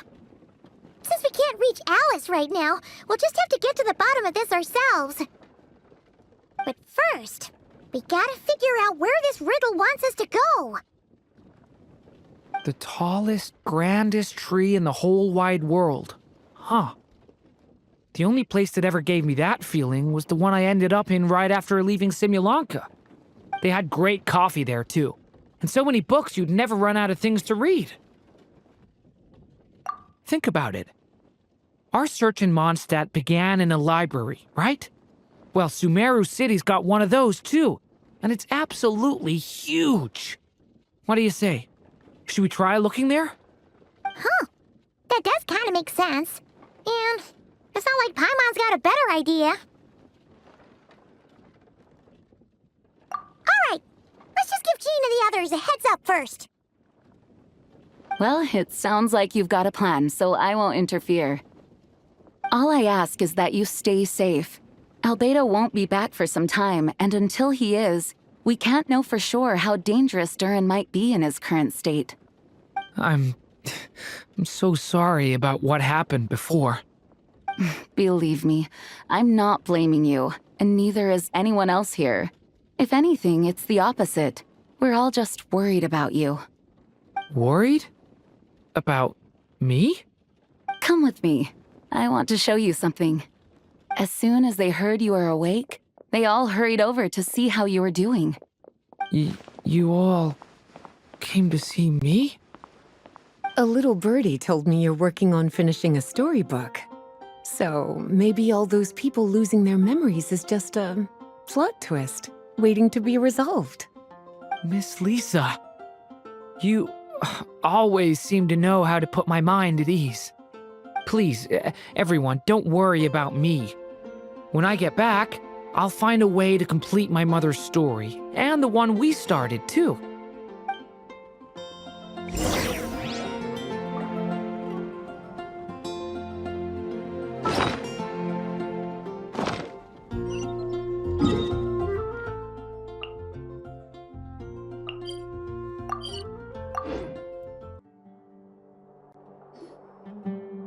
Whew. After the library hunt in Mondstadt, it's not as if Paimon was expecting this to be easy. But this... yeah... this is something else. Where do we even begin? Even the clue this time seemed kind of cryptic. Yeah. Guess the best we can do is stay on the lookout for more weird things going on.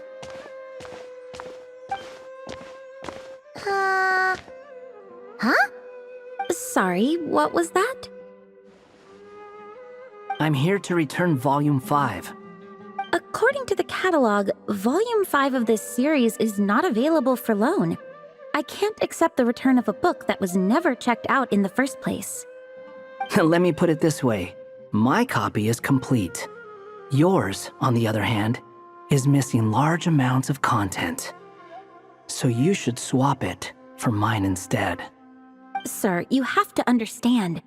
Managing a library is a serious business, and we have protocols in place for this kind of thing. I can't just replace an important volume in our collection based on nothing more than your word.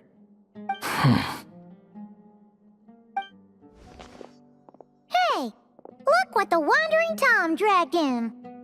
Oh, it's you. And, what is it you're doing here? I'm a traveling scholar, as you know. Isn't a library the most natural place for me to be? Well, the last time we saw you was all the way in Nodcry. Paimon just didn't expect to suddenly see you in Sumeru, that's all. There were some things I needed to come back and take care of. Some documents had gone missing, so I tracked them down, restored them to their original condition. And now, I'm here to return them. And considering what I'm planning to do next, it feels like a weight off my shoulders. What's going on with you, huh? You look like a kicked puppy. Hat guy. At least you haven't forgotten about me. What's that supposed to mean?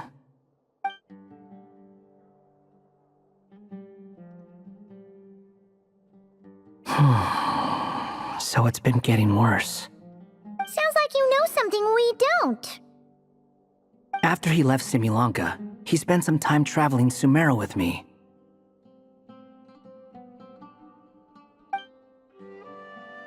I was working on several texts at the time, and I stumbled upon something strange. Anytime Durin of Similanka was mentioned, before long, the record would disappear. Which means, all the remaining records on Durin are about the evil dragon that fell on Dragonspine. How did you even discover that? If I remember correctly, Hat Guy loved the time he spent in Similanka so much that he started writing a travel log. That's besides the point. The fact is, you're not affected by the ley lines of this world. I'm sure you can grasp the implications of what that means. His case is different from mine. It's more like the world itself refuses to accept his existence. It started with a few written records, but now, it sounds like it's spread to people who never met him or didn't know him well. At this rate, the whole world might forget him altogether. The whole world? But that includes all my friends in Mondstadt, and even Hat Guy, too. So that's what you've been worried about all this time? Why didn't you just tell me? There are more important questions right now, like figuring out how to fix this. That mage clearly cared a lot about her child. She left that book behind for a reason. If you want answers, isn't that the place to find them? You think that didn't occur to us already? Problem is, we need to find the memory that unlocks the next chapter first. Mind if I take a look? I just want to know what secrets this book is hiding. Besides, I've run into a bit of red tape, so I've got time. Of course.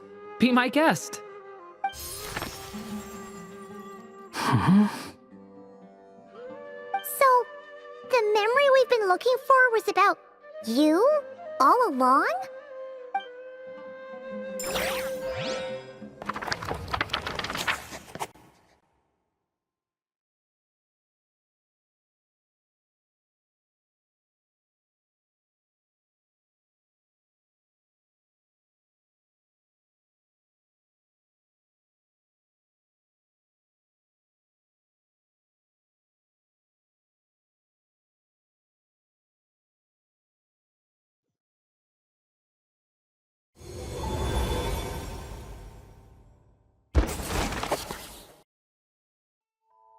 The little dragon became companions with a stray cat with dark blue fur. It was a friendship born of all they had in common. He left his castle at the stray's invitation, setting out to explore the world beyond its walls. There, he grew fond of the outside world, eager to make friends and share the story of his life.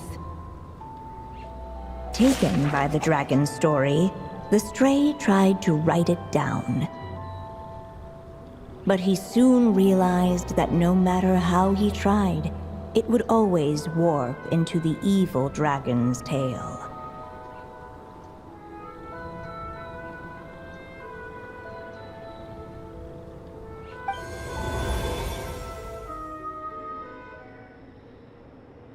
So, this is the world where this chapter takes place? Looks like we're at the top of some kind of gigantic tree. This one must be about what happened to me when I first arrived in Tevat. No wonder the memory that unlocked it was about Hat Guy. Most of my memories from that period were. Hold on. Anyone want to explain how I ended up looking like this? Maybe you've become a character in the story too. You see me as a stray cat?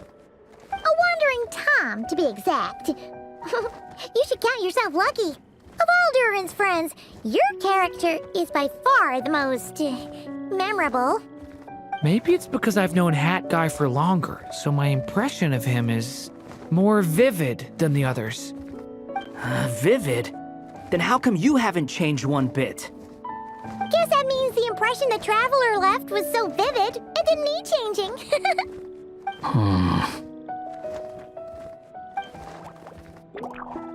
Hello, everyone! Ready for today's adventure? It's the storybook, Durin! Oh. So you're not playing yourself in this one? Does that mean the two of you have even more memorable roles to play? Where are we going today, kitty cat? Whatever. Just follow me. Same as always. Okie dokie! Can we chat along the way? If you have something to say, just say it. Was that seriously how the two of you communicated when you first got here? Yep. Anyway, how do we get ourselves out of here? Usually, the narrator gives hints to help us figure out what to do. Speaking of which, about time we got some of those, don't you think? The story's vines had woven themselves together into a giant tree, the boughs of which a little storyless dragon now paced, homeless among its leaves.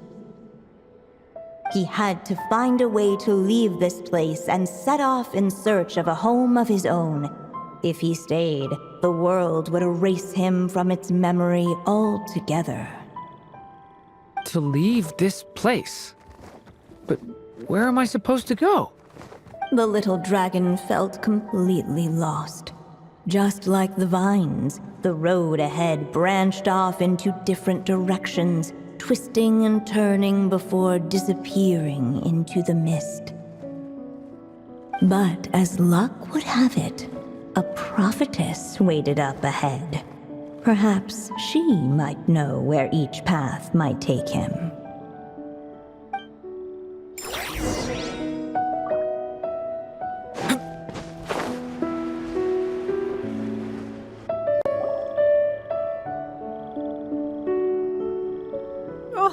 You must be the little lost dragon. It's true. My friends and I are lost. This meeting was no accident. The prophetess was in fact the seer witch, here to present her promised gift. The seer witch? Oh yeah! That's Mona's teacher, right? The old hag? Insolent child. I am the seer witch, your prophetess, not some old hag. Sorry! Now, little lost dragon, I have come to bestow the gift I once promised. a prophecy. A prophecy?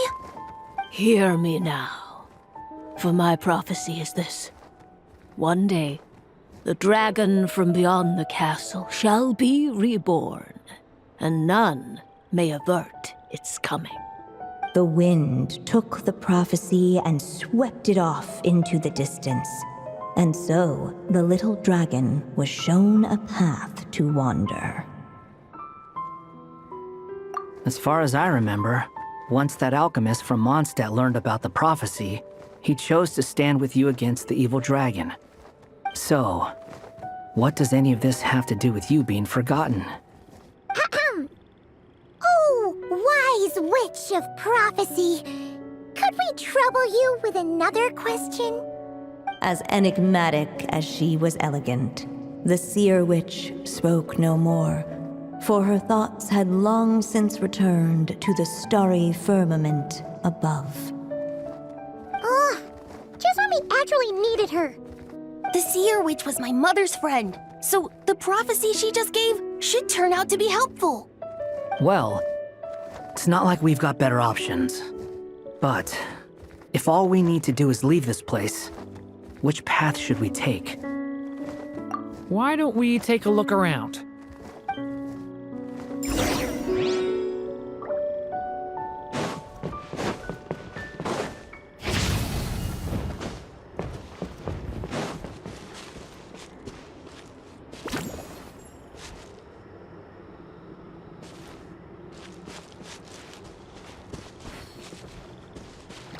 The wind kept blowing, but the little dragon had not yet resolved to follow it.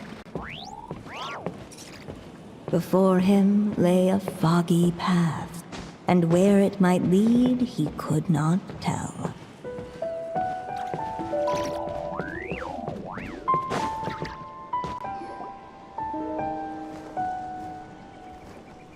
If we go this way, we'll be heading back to Mondstadt, just like we planned.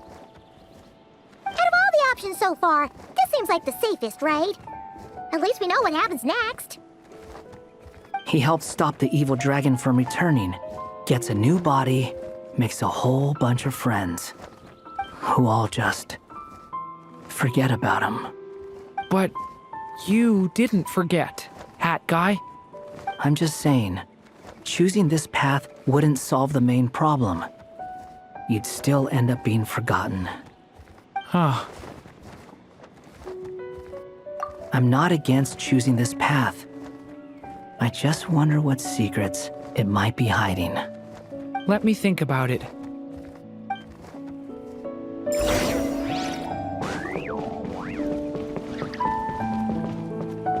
Hey! Hup! I still think you should keep going, little dragon. If you leave the castle, you can accomplish something amazing and make a bunch of friends along the way. Really? Then let's go! Unable to preserve his story, the little dragon wandered astray. Fortunately for him, a certain prophetess had left behind a prophecy to guide him. The wind took the prophecy and swept it off into the distance, and so the little dragon was shown a path to wander. Following the wind's guidance, the little dragon made his escape. In turn, the prophetess affirmed the little dragon's choice, leaving an extra secret as her parting gift. Now that you've made up your mind, I shall keep my promise by explaining fate's little trick. Long, long ago, the gods of the high heavens gave the world outside the castle a magic of its own. They called it storytelling. It was a magic of almost unshakable power that governed how people met, grew close, and understood one another. Each person had a story meant for them and them alone, one whose ending was written in the heavens long ago. In truth, your story And the evil dragons are simply two versions of the same tale, and that is something the magic of storytelling cannot abide. Beyond the castle's walls, your story cannot take root, for the evil dragon's tale has done so already.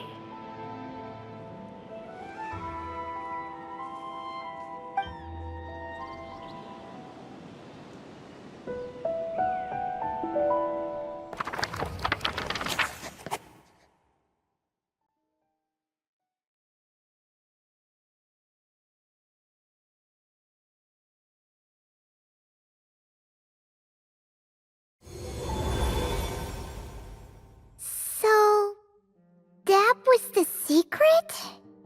Huh. You still don't get it? Simulanka Durin and Tevat Durin share a special kind of connection. Their fates are mirror images of one another. While they were in two separate worlds, there may have been some mutual influence, but their fates were independent. But when Simulanka Durin came to Tevat, a version of his fate already existed there. So, how can two fates exist at the same time?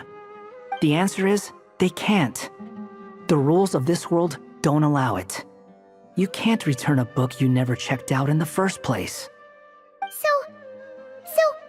what's Durin supposed to do? Those mages seem to have come up with quite the ingenious solution.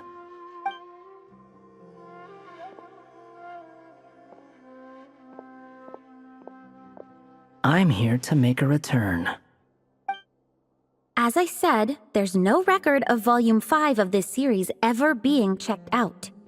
Then just think of this as Volume 6. Based on what I know, the author was planning on publishing another volume anyway. The catalog does have a slot reserved for Volume 6. So, this is it? Sure, let's go with that. All you need to know is, I'll be the one writing this series from now on. You... What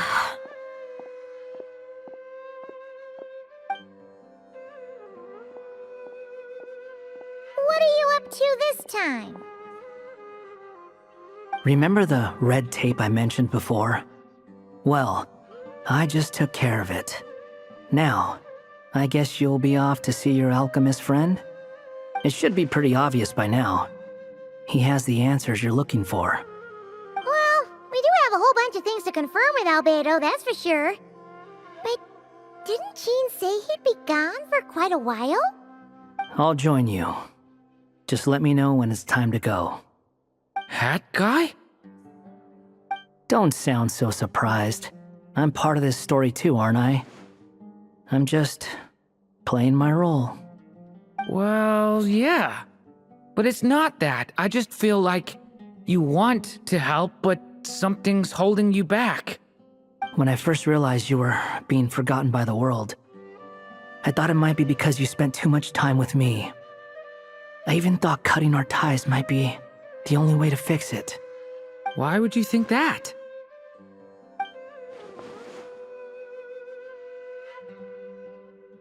It doesn't matter now.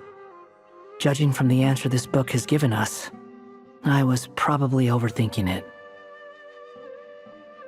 Just as well, with the ley lines rejecting him like this, the people who still remember him are his only remaining connection to this place.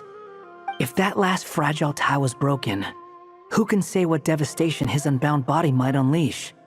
And to think I'm one of the people keeping you here, instrumental in helping change your fate. Can't say I saw it coming. Well, if it's good enough for Hat Guy, it's good enough for me. After all, he is about as odd as humans get. Excuse me? With some people, even if you try asking a simple question, they'll always give you a complicated answer. And the more you ask, the more complicated it gets. Truth is, Hat Guy's just that kind of guy. Whatever. All I needed was a yes or no, so we can quit it with all the back and forth.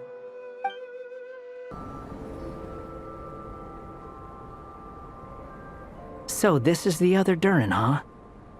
If this had been the dragon that ended up being revived in Mondstadt, there's no telling what kind of calamity that people would have had to endure. So, if you think about it like that, Durin's actually a hero.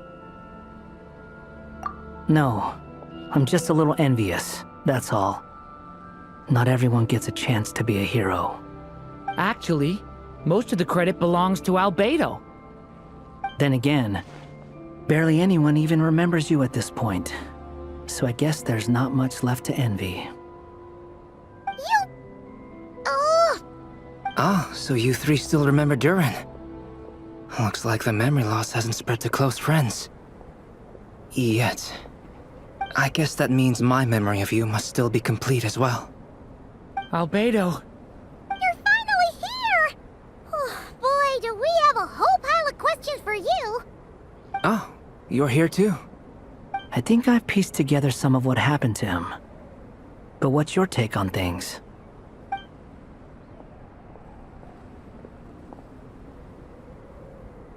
Master Jean filled me in on what happened, and I've got a few theories. But let's get on the same page first.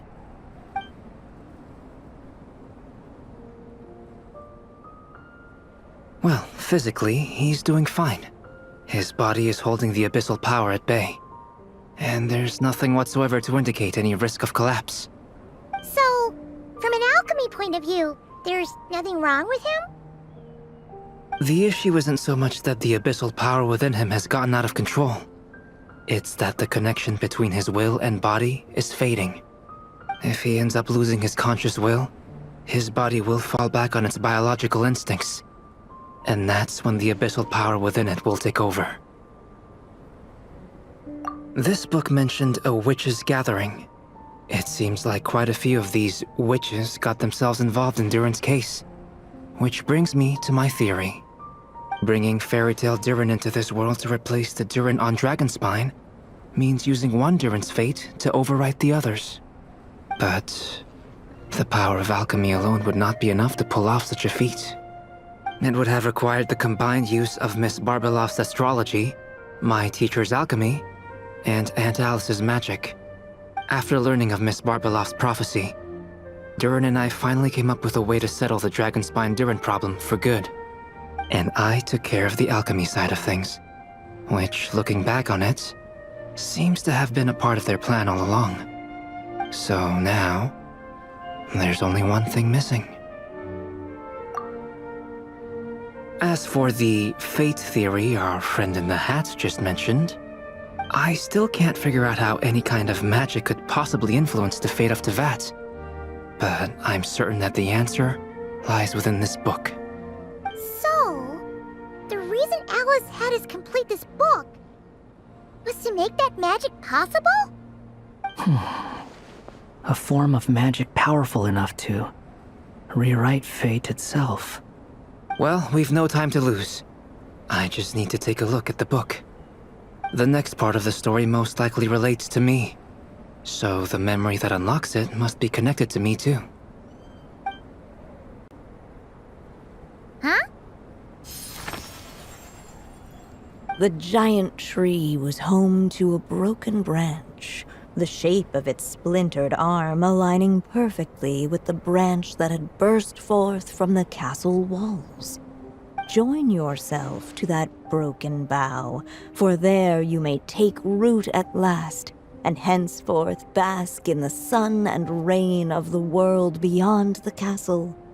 But first, fetch the stickiest clay and let it bind the scar of the break. I see.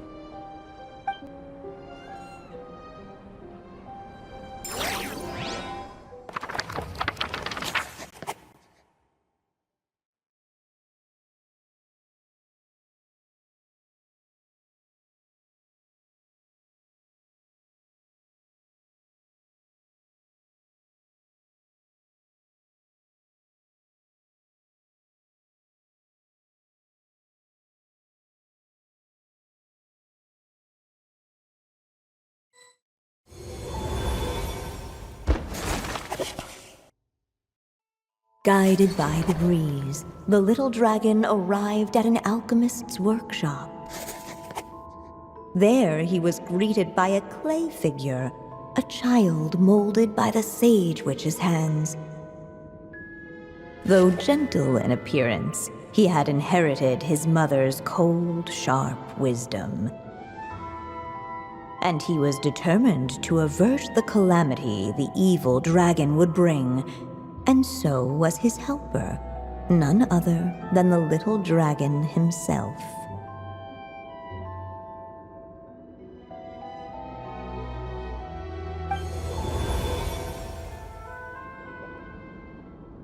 What is this place? It looks like it's modeled after an alchemist's workshop. Or rather, a cliched stereotype of one. Albedo? Hold on. Why do I look like this? Oh, yeah! We forgot to tell you. Basically, the characters in the story are reflections of how Durin sees them. At least you're still human-shaped? Well, since Cat Guy has taken on a different appearance too, that must mean the two of us are both characters in the story. But you, Paimon, and Durin haven't changed at all. You must be special figures in some way. I'd like to know more about that too. But seeing as none of them can explain it, let's just concentrate on moving the plot forward.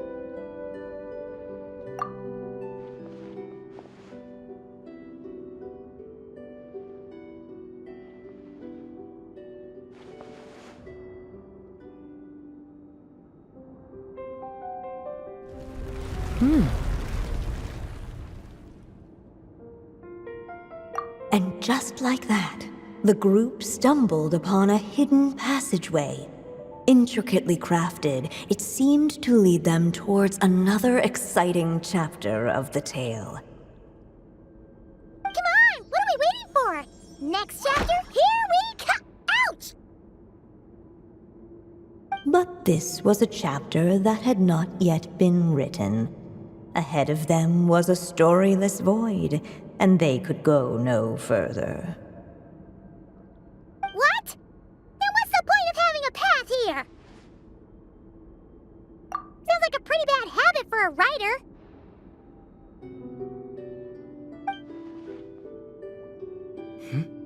Over here. I found something. What the clay figure found was none other than the evil dragon's heart itself. Though the creature had perished long ago, its heart was still there, pulsing away and growing warmer with every beat. And the clay alchemist knew what it meant.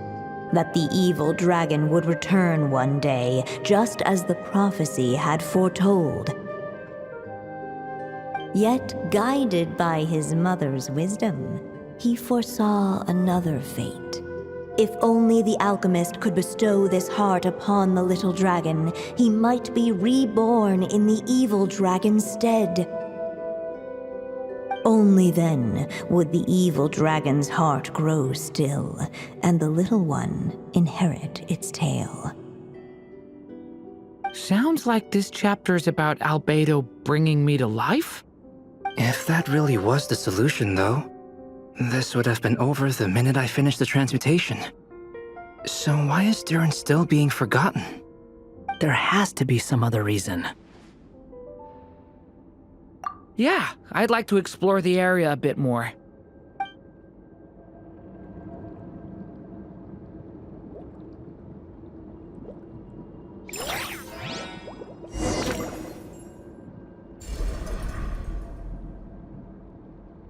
Unless the little dragon kept moving, eventually he would be forgotten. Do you think we could just destroy it? Be it the calamity headed for Mondstadt or my inability to leave behind a story of my own, doesn't it all come down to the fact that this heart never truly died? What if, here in this story, we could finally destroy it? Could Aunt Alice's magic really allow us to do what's theoretically meant to be impossible? Either way, it's an intriguing idea. I'm not opposed to giving it a shot. Durin! It's just... I'm still afraid someday, even you guys will end up forgetting me. If there's even the slightest chance it'll prevent that, I'm willing to try anything. But I'm not sure if I can destroy it on my own. Chances are, I'm gonna need your help again. So please, everyone, help me destroy this heart, once and for all!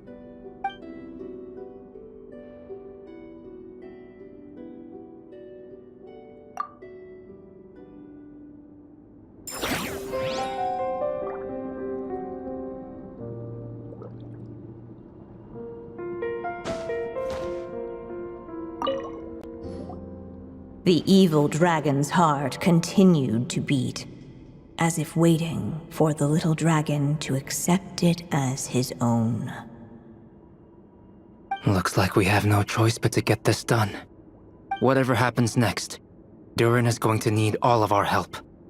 Is everyone ready?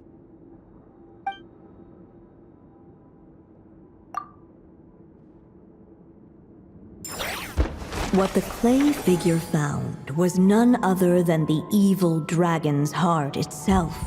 Though the creature had perished long ago, its heart was still there, pulsing away and growing warmer with every beat.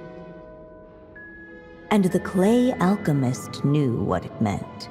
That the evil dragon would return one day, just as the prophecy had foretold. Yet, guided by his mother's wisdom, he foresaw another fate. If only the alchemist could bestow this heart upon the little dragon, he might be reborn in the evil dragon's stead. Only then would the evil dragon's heart grow still, and the little one inherit its tale. At last, the little dragon accepted the evil dragon's heart, and a new life came into being. The evil dragon's heart beat in his chest, and the little dragon's soul guided him forward. Thus did the prophecy hold true, even as fate had been rewritten, and so was the little dragon born anew.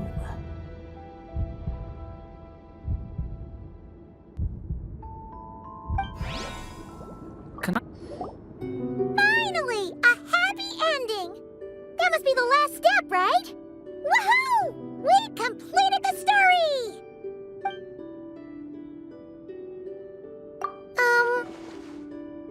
Born anew, the little dragon set off once more, his story far from over. Huh? So, that wasn't the end? What comes next might be the most crucial part of all.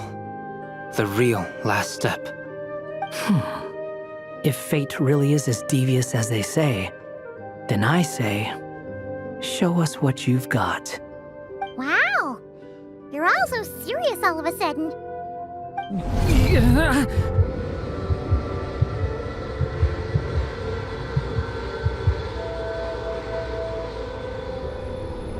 Durin, are you alright? The evil dragon's heart was now one with the little dragon, yet the dark power within it still lingered. Would the little dragon dare to hold this power back, or would he simply give in? Hey! What kind of question is that? Of course he's gonna control it! What choice does he have? Time is running out. So, would the little dragon dare to hold this power back, or would he simply give in? What's up with the narrator?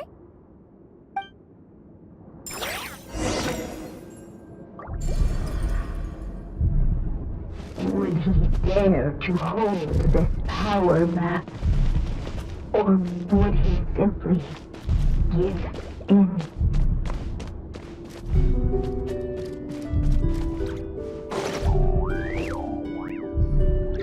The little dragon and his companions. Blank. Blank again. Huh? What's going on? Are we running out of ink? Once the ink runs out, is that the end of the story? I had a feeling this would happen. What's happening to the others? Now that the story's ink was spent, all that lay ahead were blank pages.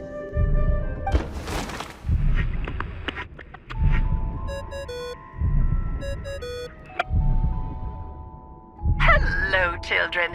If you're hearing this recording, it's because you've reached a certain ending. You may have noticed that little Durin's experiences have been written into the pages of this book. Well, you should know that in the same way, its ending will also be written onto him. So be careful, because triggering a bad ending could be somewhat problematic. Let me guess, you're upset that I didn't warn you earlier? Don't worry though, I've thought it all through. I built a very special feature into this book, just for you, the witnesses of this tale. So, go ahead, see if you can turn back the pages. If you're not happy with the ending you've reached, just flip back a few pages and let the tale unfold once more. Pretty incredible, huh? That's the power of magic.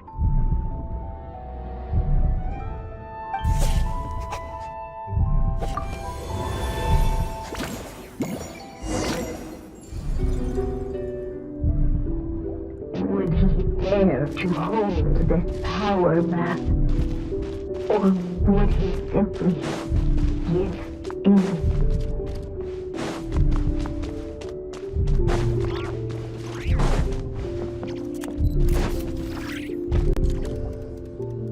Returning to the castle. I just never thought crossing over into a new world would create so much trouble. All I wanted was to make some friends. I'm starting to think I kind of miss being in Simulanka. You might look back on it with fondness, but if I were you, I wouldn't miss it. Why? Sometimes, moving on with your life comes at a cost. But that's better than going nowhere at all. You don't have to worry, Durin. No matter what problem you face, there will always be a solution. Okay. Sometimes I wish I could just go back and see it again.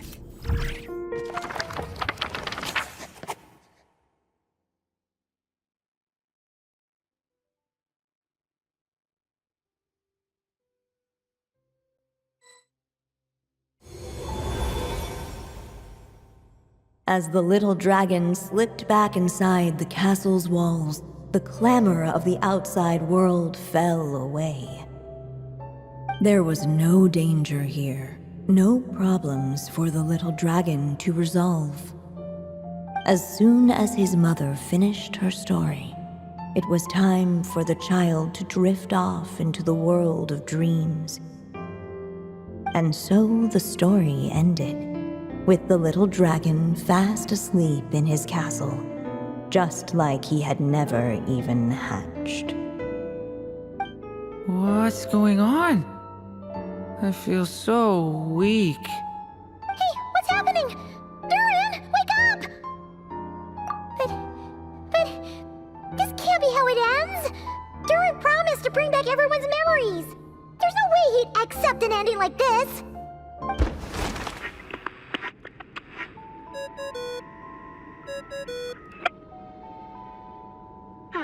Looks like you've discovered another possible ending. Do not lose hope. You just need to keep searching, for there are possibilities that only you can bring to life.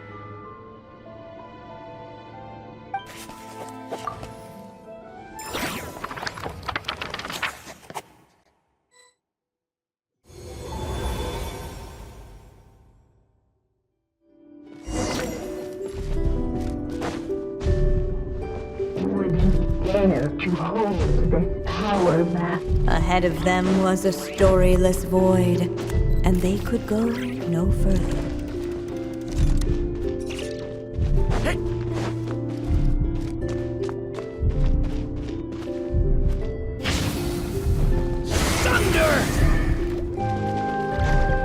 Would you dare to hold this power map? Or would you simply give in?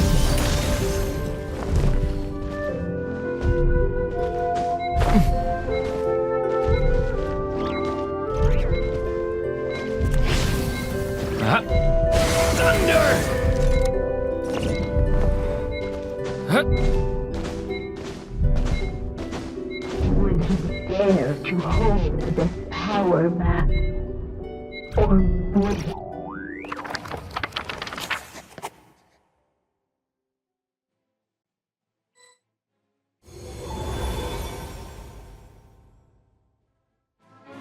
The little dragon was at an impasse, and the dark power within him surged like a tide. Unchecked, the darkness engulfed everything around it, including the little dragon's soul. The little dragon's story faded into nothingness, and in the world beyond the castle, only the evil dragon's tale endured. Is this me?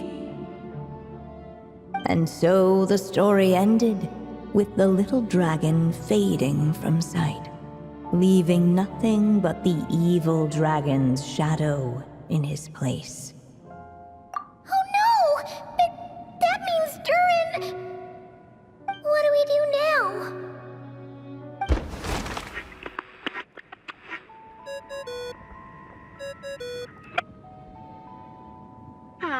Looks like you've discovered another possible ending. Do not lose hope. You just need to keep searching, for there are possibilities that only you can bring to life.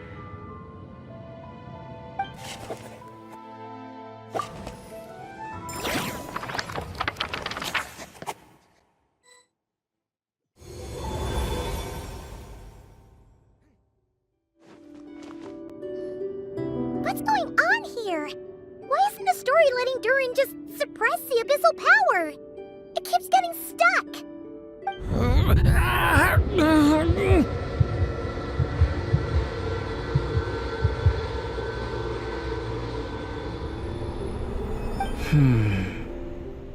It seems the act of suppressing the power counts as an event in the story.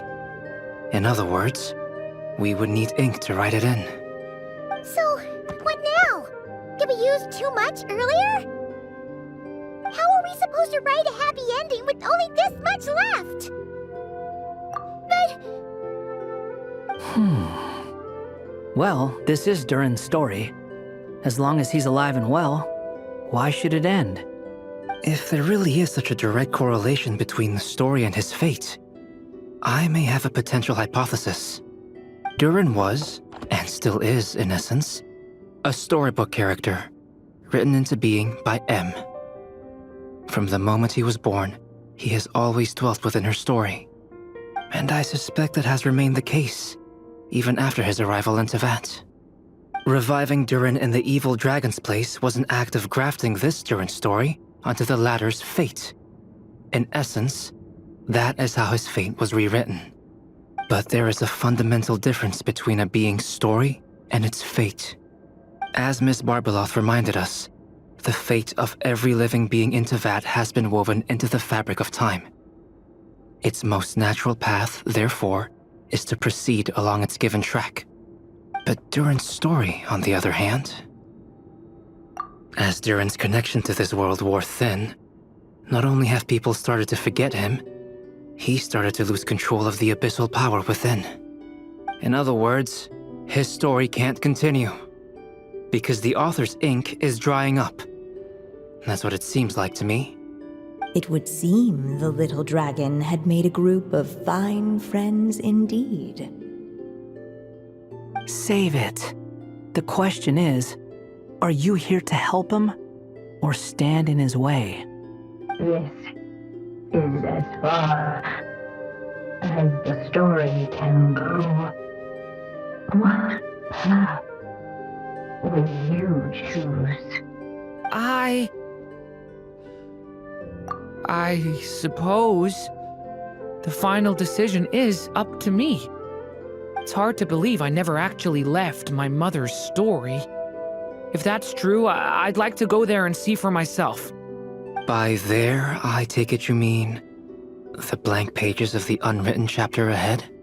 But we still don't even know how Alice's magic works.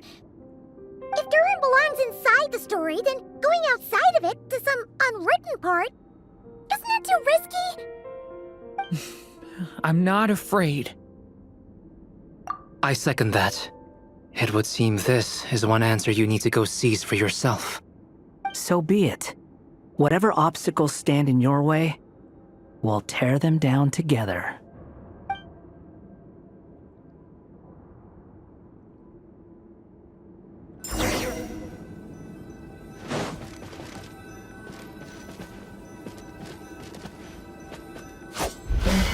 That invisible wall. It was that beautiful dragon. The uncrossable edge of existence itself. And all of the message fracture every struck by them. Transcend and dwell.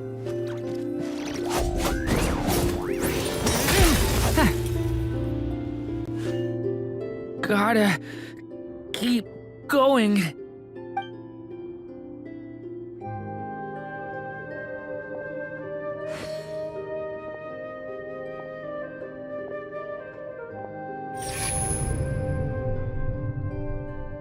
Ahead lies only a stormless void.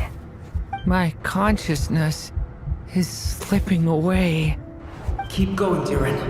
A pure soul is your essence, not an empty void. I feel so weak. Stand tall, Durin. You are not some amorphous idea. The body I made for you is flesh and bone. Am I truly alive? Yes, Durin, but you must keep going. You're as alive and real as I am.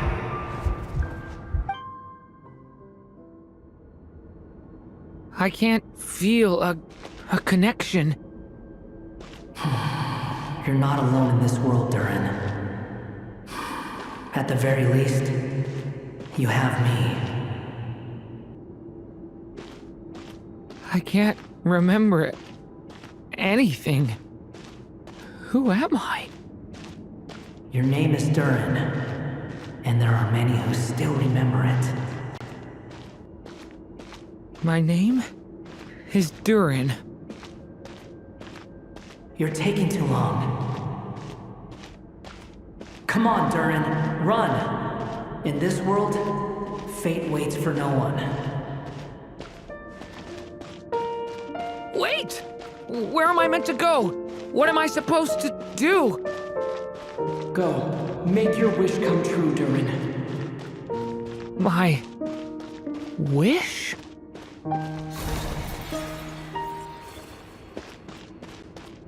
Your story's not over yet!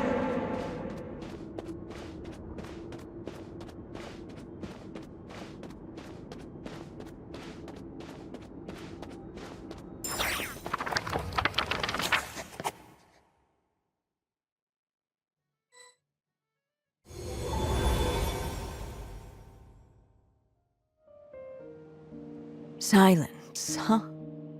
Have you nothing to say about my proposal? Let me get this straight. You want to graft your story onto this unfinished thread of fate, and in doing so, not only rewrite that fate, but allow the story to live on. Quite the brilliant idea. Still, the story's survival depends entirely on whether the author keeps writing. Exactly. And the moment foretold by the prophecy is still centuries away. I see. I thought my own ignorance might be the problem. That I'd asked more of the noble science of alchemy than it could ever deliver. Or that I had failed to discern the heavenly signs and grasp the secret truth underlying the prophecy. Little did I imagine that time itself would prove to be the greatest hurdle of all. Well, my friend, this has been a most intriguing experiment. And from an academic perspective, at least, I don't think it was a bad proposal. Someday, the prophecy will come to pass. So remember, my friend, much like the stars themselves, there will always be something that transcends the test of time. Thank you, everyone. You've helped me so much already. But, Alice, I still have one final favor to ask of you. Will you lend me your magic one last time, just enough for me to keep his story alive until the prophecy is fulfilled? You mean you want me to extend your lifespan? No, not in that sense. As Rheindotter once told me, the laws governing life and death are among the most unyielding in this world. I'm well aware of that. Whether it lasts a day or an age, the span of one's life is determined by fate alone. If I tried to breach that law by force, I'm afraid I would lose what makes me human. This is not a path I want to go down. If I am to die, then I shall die a human. So what is it that you want me to do? I would like you to send this pen of mine into the future. I see. Then perhaps there really is a way I can help. I could create a kind of story magic to take over the writing once you're gone. Oh, but for it to work, you would need to provide enough of your own words for it to learn from. How much? Oh, an immense amount. So much, in fact, that you would have to spend the rest of your life writing, and even then, I'm sorry to say, it would not last forever. No matter how much you write, there is a limit to the number of words you can leave behind, but the world itself will never stop changing. Someday, perhaps, even your entire corpus will not be enough for the magic to continue describing this world. And when that happens, the story will end. Still, it's worth a try.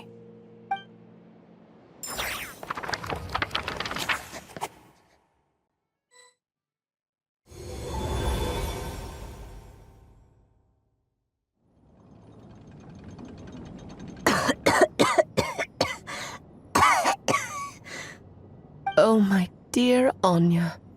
Even after all this time, you're still... Look at you.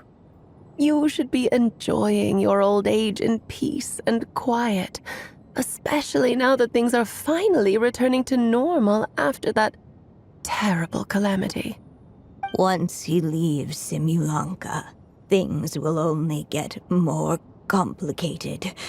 If his story is to continue, there needs to be more material for the magic to draw upon. I'll just have to skip over some of the less important details. Anya, why do you insist on sending him out of the storybook world? Why must he face his fate into that? Why not just let him remain within the story? With my magic, even fate's curse could be undone and he could live happily ever after. I suppose. In fairy tales, all it takes is a heartfelt wish. And even a wooden puppet can turn himself into a real boy and live happily ever after. That's just how fairy tales end, isn't it? But have you ever wondered what happens to the main character after the ever after? Tell me, Alice, in your eyes, what would be a writer's greatest regret? To leave a story without an ending. Not a bad answer. It's true, many writers come to consider that their greatest regret. But I see things differently. My greatest regret is that every story I write has to come to an end in the first place. Anya. No matter how brilliantly a character shines, the moment their story ends, their potential is lost forever. For them, the story itself becomes an inescapable fate. But what if, instead, I could place my pen in their hand and let them continue the story themselves? You mean... You said it yourself. I can only leave so many words behind. Even with your magic, the idea that I could keep the story going until the prophecy comes to pass is wishful thinking at best. But I found a way to use your magic to transform some of my finished stories into a special kind of ink. This ink is a magical medium he can use to complete the story the way he wants to. For what is storytelling but another kind of magic? And if he can experience the whole tale himself while leaving behind his own wishes and aspirations, even once he reaches the chapter where I stopped, he'll still be able to carry the story forward on his own. And so, by leaving him this ink, I can entrust him with the responsibility of writing his own story. A character with the power to write their own story.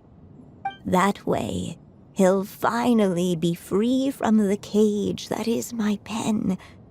And like anyone else living in the real world, he can go on to create a life of his own. And you no longer need to worry about the constraints of my magic. What a brilliant idea, Anya. But there are still risks.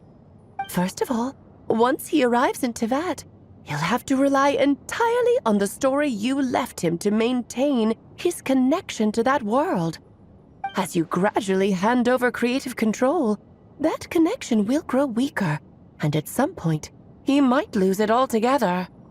But at the same time, he'll also have the chance to forge that connection for himself. The issue is, this method taps into too many of Teyvat's core secrets. Any overt hints you try to leave will be erased in no time. In fact, it'd be hard for you to leave anything at all to guide them. We still have the story itself, though. I can use that to show them the way. It's entirely possible he burns through all your ink, never reaches the chapter you had in mind, and gets stuck, roaming the chapters of his past. But despite all that, I still believe in what this child can become. His hopes and wishes can be his ink, so he won't be trapped by mine running dry. Oh, what the writer you are, Anya. Your imagination never ceases to amaze. And you do know how much I love a happy ending. You shall have my help, my dear. Thank you, my friend. Well then, my child, do you understand what you must do? Yes, I think I do. It's my turn to keep this story alive. Then what's holding you back? What will become of you after I take up this pen? I will fade away. There will no longer be a reason for me to go on existing. My child, or your mother, I should say, passed away long ago. The voice you're hearing is nothing but a magical echo that has now fulfilled its purpose. You needn't feel so reluctant to let me go. I know my mother died long ago. It's just, when you lose your mom too soon, it's hard to tear yourself away from the stories she used to read. I guess it's a silly way of pretending she's still here, by your side. Durin. But after coming to this world and traveling it with my friends, facing all kinds of enemies together, I suddenly realized I couldn't just sit around listening to my mother's stories because I'd found a new purpose in life. Maybe this is just what growing up feels like. With all my new friends waiting, it's time I finally set aside my mother's storybook.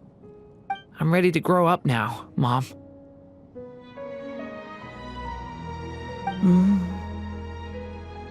Then take this. A gift I should have given you a long time ago. You've witnessed this story from the very beginning. Made your wishes, offered your blessings, and even wrote your choices into its pages. From here on out, this pen is yours. Now I ask of you, the other pillar of this story, as both its reader and its witness, will you turn the page so the next chapter can begin?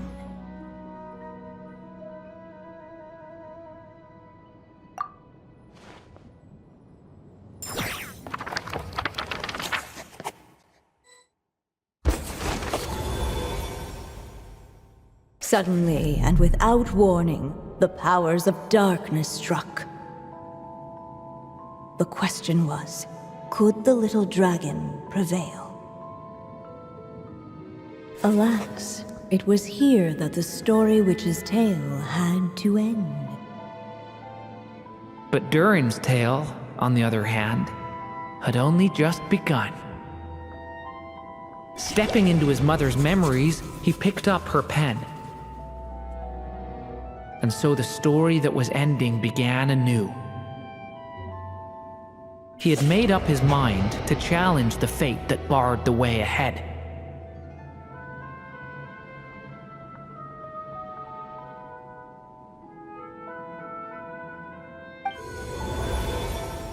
Looks like this is the final step. A chance to strike back at fate? Now that's not something that comes knocking every day.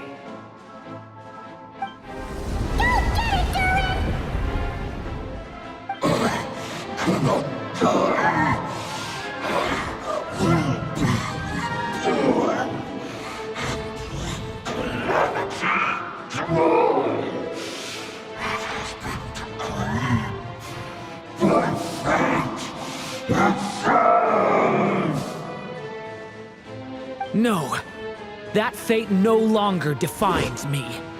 In the end, only my story shall endure.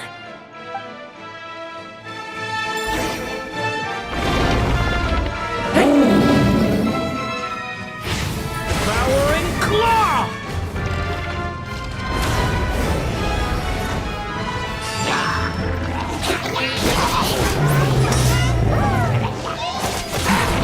Leave it to me! Okay! New life!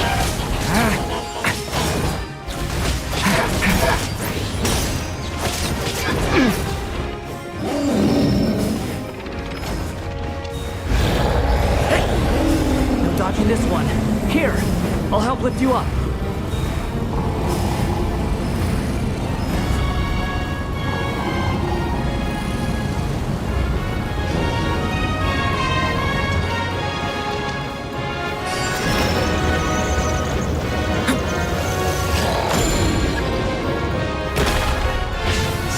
Only my story shall endure.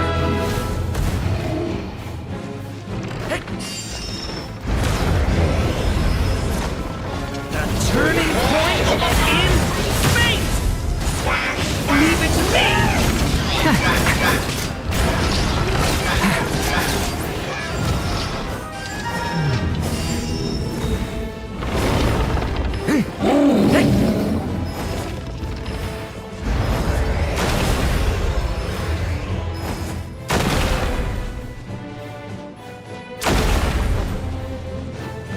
Looks like there's nowhere to hide. Here, I'll cover for you.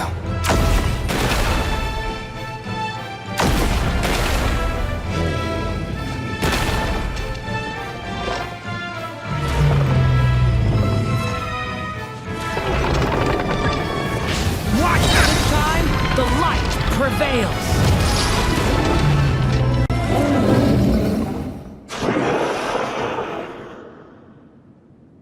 Thank you, Mom. And so it was that Durin defeated the darkness and rewrote his fate. But his story is far from over.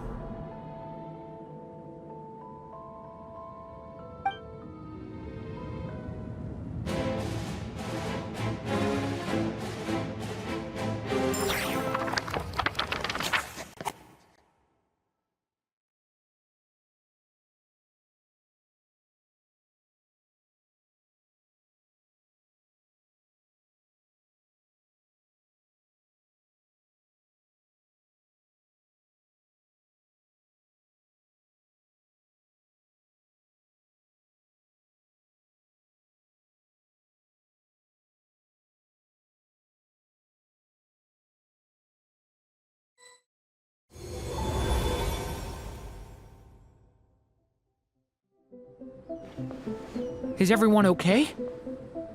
We're fine, thanks. And hey, we all saw how you fought back there. That was awesome! I have to admit, I do feel like something in me has changed. I owe you all so much. Without your help, I don't know if I could have ever made it this far. Just a shame I could only help out from the sidelines. Like I said before, it's not every day that you get to put fate in its place. Well, I'm sure you'll hear it someday. Hear what? The chance to strike back at fate knocking at your door. Yeah, maybe someday. Allow me to just check one thing.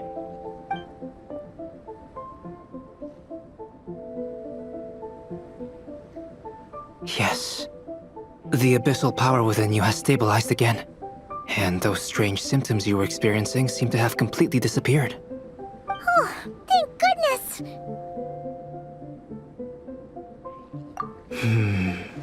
I wonder what it means, though. Aside from the principles of alchemy, what other law of this world governs his being? Look, it all turned out fine, so just leave it at that. Now that this one's out of danger, it's time for me to get out of here. You're leaving so soon? Don't humans usually throw a party after something like this? A party? Do I look like that kind of guy? Anyway, come find me again next time you're in trouble. That's what friends are for, right?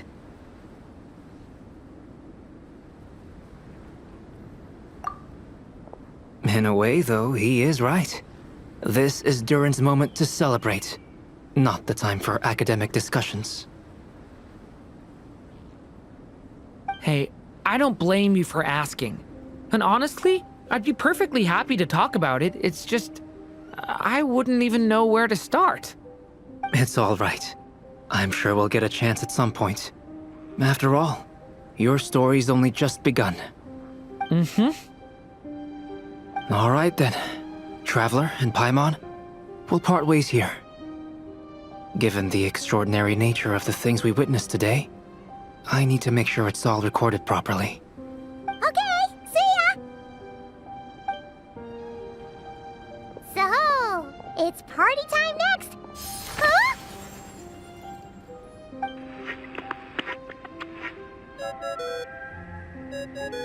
Congratulations on completing your mission.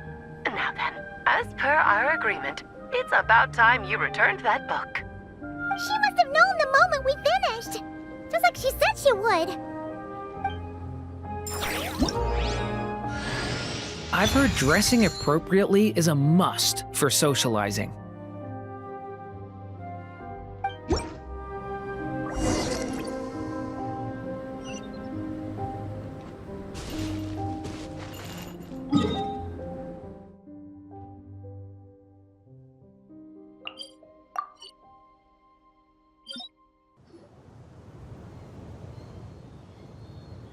Welcome, my writer and witness.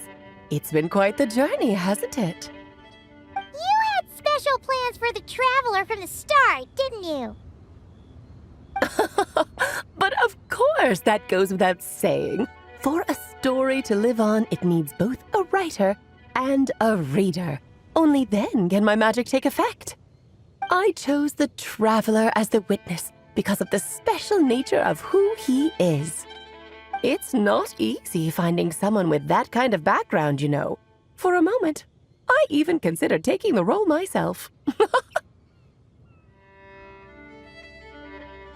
At least it made for an interesting story, right? Huh? What are you doing here, tone-deaf bard? With the Hexenzirkel carrying out such a risky experiment in Mondstadt, it didn't cross your minds that the Animo Archon might be slightly curious?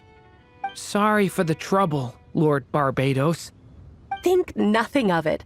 I dare say the Animo Archon quite enjoyed coming along for the ride. Now then, as agreed, let us see the fruits of your labor. Here, please take a look. Well. Somehow, despite all my careful planning, it still turned out to be full of surprises. It never even crossed my mind that Rhindotter's child would be capable of handling that kind of alchemy in her stead. When he asked for help with the materials, oh my, I nearly couldn't believe it. If only the others were here too, we could all celebrate together. I'm right here, you know. The only one who hasn't responded is the one busy stuffing her face over there. Is that you, Barbie? A little late to the party, don't you think? Come here, child. Let me take a closer look at you. All right, Aunt Seer Witch. Here I am.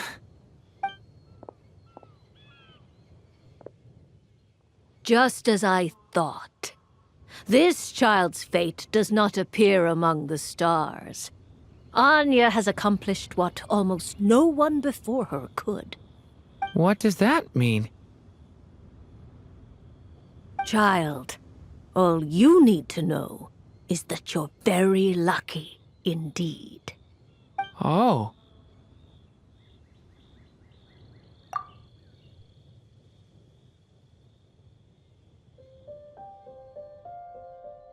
Just like how she was in the story, huh? Tell me, little Durin, what will you do next?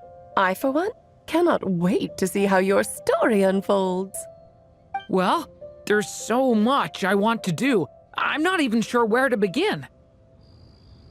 How about settling your most recent regret?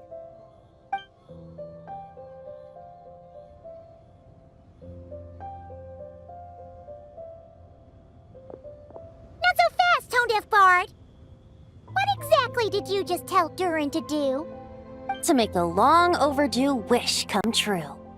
Thank you once again, Alice. How much time do you have left? I believe these should be my final moments. Just enough time to say goodbye to my dearest friend. This feels like having to say our final goodbyes all over again. I don't like it. Not one bit. I don't know how to respond to that. Strange. You were always such a cheerful figure in my stories. I even dubbed you the Merry Witch, you know. Oh, please. You know full well it was your stories that first taught me what true pain and sadness felt like. Aside from saying goodbye to me, shouldn't you also leave a few words for the child? Since the book will be his to continue, why don't you write him a little parting note? There's no need. His mother already did that long, long ago. All that remains is for me to convey it on her behalf.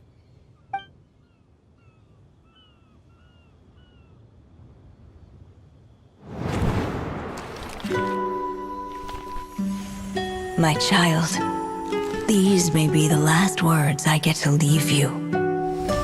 I've always thought of the characters in my stories as my children, loving each one of them, just like a mother would. But you are the most extraordinary of them all. You alone can defy the fate of this world and write the perfect ending to my story. You alone shall leave these pages for a future I will not see. Still I say to you, fly, my sweet child. Just like a forest breeze yearns for the open sky, head into the unknown and seek an adventure to call your own.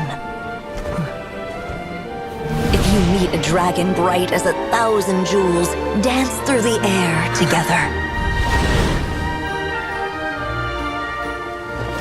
You are not alone, for this world has accepted your place in it. Do not lose heart. You still have many wishes left to fulfill.